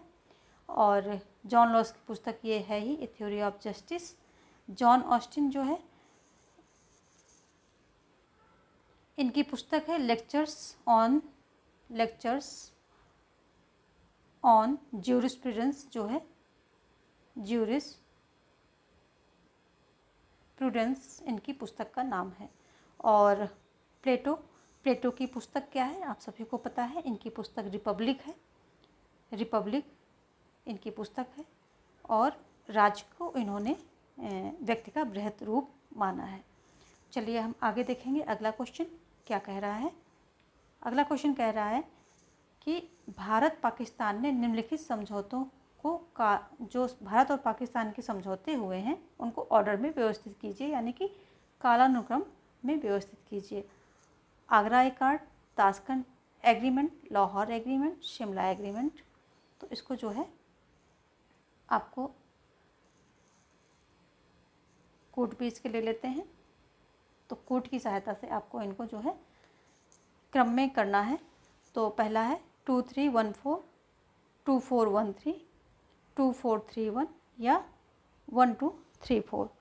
तो हम देख लेंगे कि जो ताशकंद एग्रीमेंट हुआ था, ताशकंद एग्रीमेंट ये कब होता है, सभी को पता होगा 1966 में, जब शास्त्री जी वहाँ पर गए थे ताशकंद में ये एग्रीमेंट करने, और वहाँ से उनका जो है पार्थिव शरीर आया था।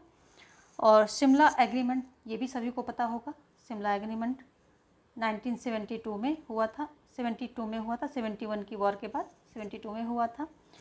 और जो लाहौर एग्रीमेंट है ये 1999 में हुआ था, लाहौर एग्रीमेंट 1999 में हुआ था। और जो आगरा एकॉर्ड है ये 2001 में हुआ था, 2001 में हुआ था। तो ये सारी जो है, और ये सभी फेमस है। 2001 में पाकिस्तान के जो नेता थे उनका दौरा हुआ था, उसी समय ये हुआ था। और 1999 में जो है एक छोटा सा छद्म युद्ध हुआ था, उसके बाद ये जो है समझौता हुआ था। ताशकंद तो फेमस है ही, और शिमला एग्रीमेंट ये भी फेमस है। ये जो 71 की वॉर हुई थी उसके बाद हुआ था, बेनजीर भुट्टो और जो है इंदिरा गांधी के बीच में ये हुआ था, दोनों ने साइन किए थे शिमला एग्रीमेंट पर। तो यहाँ पर क्या हो रहा है, ऑप्शन जो है कौन सा सही हो रहा है, ऑप्शन 2, 4, यस 2, 4, 3, 1, 2, 4, 3, 1 ऑप्शन सी यहाँ पर सही हो जाएगा। देखेंगे हम नेक्स्ट क्वेश्चन। अगला क्वेश्चन क्या कह रहा है कि उदारवाद का प्रतिवाद है, नव उदारवाद, गांधीवाद, समाजवाद या आदर्शवाद। तो अगर हम उदारवाद की बिल्कुल विपरीत विचारधारा पर की बात करें तो वो समाजवाद है, ऑप्शन सी जो है यहाँ पर सही हो जाएगा। जो व्यक्ति की जगह समाज को महत्व देती है और यह स्वतंत्रता की जगह समानता को अपना लक्ष्य बनाती है। समाजवाद की बात हो रही है यहाँ पर। व्यक्तिवाद क्या है, स्वतंत्रता को लक्ष्य बनाए हुए है व्यक्ति की, और ये समाजवाद क्या है, स्वतंत्रता की जगह समानता को अपना उद्देश्य बनाए हुए है।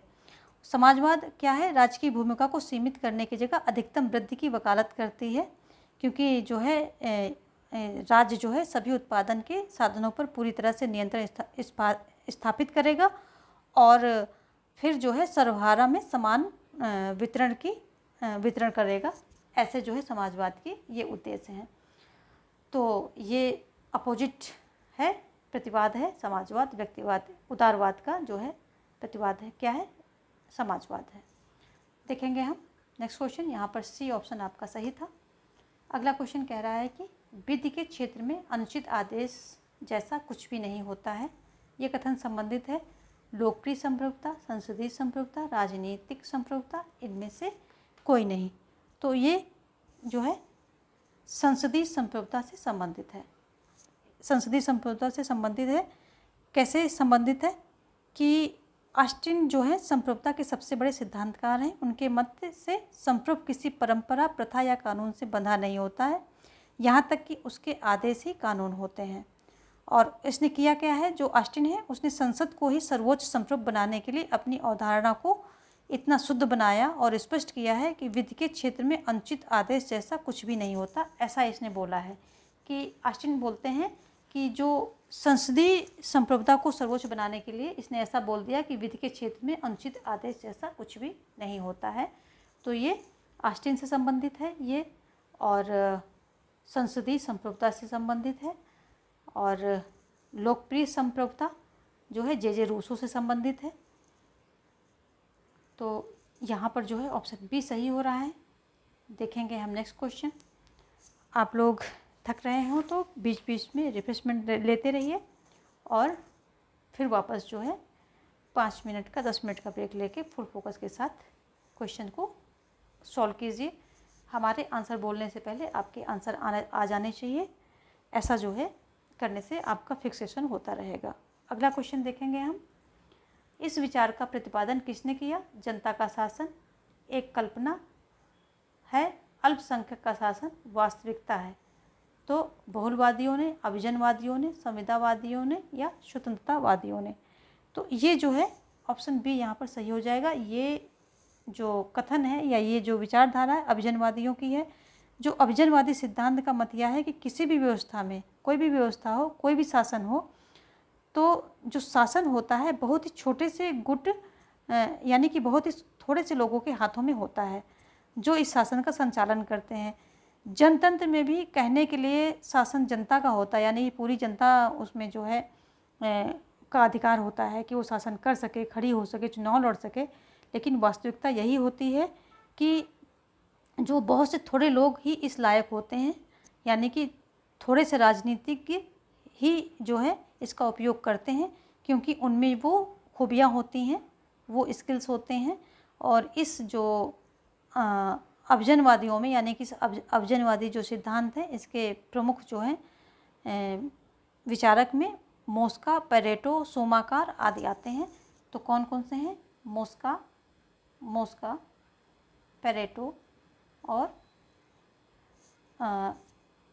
शुम्पीटर होगा यहाँ पर, शुम्पीटर शायद है, कंफर्म नहीं हूँ। अगला शुम्पीटर है शायद इसमें। चलो इसको कट करते हैं, आगे किसी क्वेश्चन में इसको इंक्लूड कर लेंगे।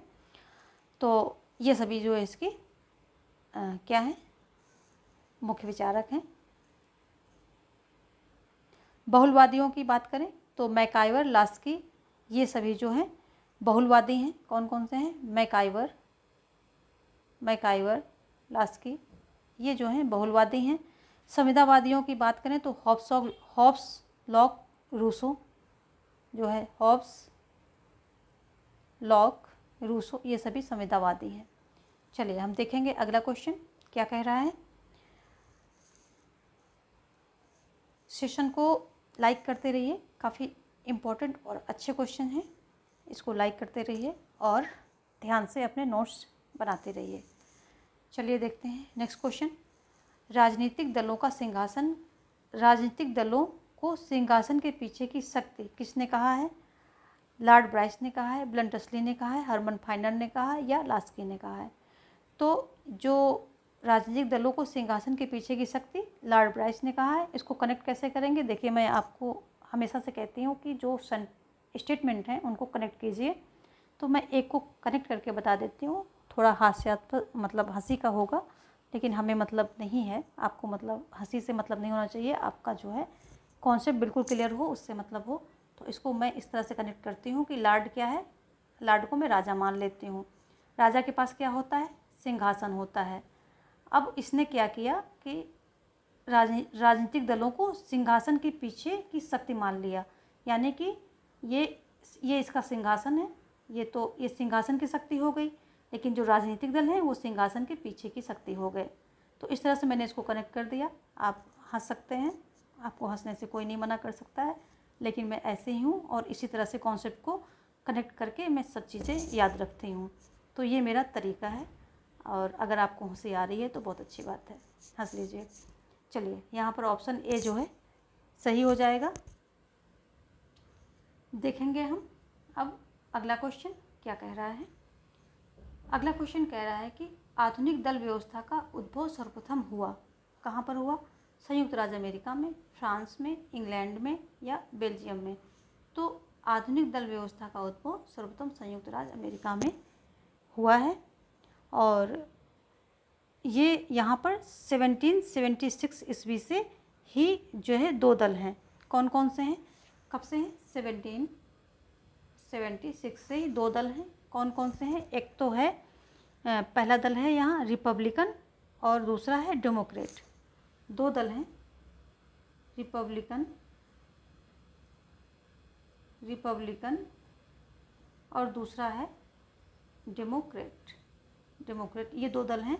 ऐसा नहीं कि वहाँ तीसरा दल एग्जिस्ट ही नहीं करता है, वहाँ पर दल और भी हैं, मतलब कई सारे दल हैं छोटे छोटे, लेकिन वो इस हालत में नहीं आ सकते हैं कि सत्ता को प्रभावित कर सकें, यानी कि सत्ता प्राप्त कर सकें। जो सत्ता का चेंज होता है इन दोनों के बीच ही होता है, कभी ये सत्ता में आ जाती, कभी ये आ जाती है, और कोई तीसरा दल जो है सत्ता पे आसीन नहीं हो पाता है। दल वहाँ पर और भी हैं, लेकिन वो सत्ता को प्रभावित करने के जो है हालत में नहीं है। तो इस तरह की जो है दलीय व्यवस्था को द्विदलीय व्यवस्था बोलते हैं, यानी कि यहाँ दो ही दल जो है सत्ता में आसीन होते हैं, अदल बदल के यही आते रहते हैं। और द्विदलीय व्यवस्था में होता क्या है कि एक तो यहाँ स्थायी सरकार होती है, जो दल सत्ता में होता है उसकी स्थायी सरकार बन जाती है, और जो दल विपक्ष में होता है तो वो विपक्ष की भूमिका मतलब बड़ी स्ट्रॉन्ग तरीके से निभाता है। तो ये इसका फ़ायदा मिलता है द्विदलीय व्यवस्था का। तो कहते हैं लोकतंत्र में सबसे अच्छी कौन सी व्यवस्था है, तो कहते हैं कौन सी दल की व्यवस्था है, एक दलीय, द्विदलीय, बहुदलीय। तो जो द्विदलीय व्यवस्था है ये सबसे अच्छी मानी जाती है, क्योंकि इसमें जो है जो सत्ता पक्ष होता है वो सत्ता में स्थायी रूप से अपनी सरकार बनाता है, और दूसरा पक्ष जो है विपक्ष की रोल अच्छे से निभाता है स्ट्रॉन्ग पोजीशन में, और सत्ता पक्ष को जो है निरंकुश होने से रोकता है। तो इसको जो है सबसे अच्छी व्यवस्था माना गया है। ब्रिटेन क्या है, लोकतंत्र का घर है, पर दलीय व्यवस्था वहाँ बाद में विकसित हुई है। फ्रांस की बात करें तो फ्रांस में जो है मिश्रित, ये आता है बार बार आता है, मिश्रित शासन प्रणाली यहाँ पर अपनाई गई है। मिश्रित शासन प्रणाली का मतलब है कि यहाँ पर अध्यक्षात्मक और संसदीय दोनों शासन प्रणालियों को मिक्स कर करके यहाँ की सरकार जो है, यहाँ की शासन व्यवस्था चलाई जा रही है। आज के लिए जो है इतने क्वेश्चन थे। आगे हम जो है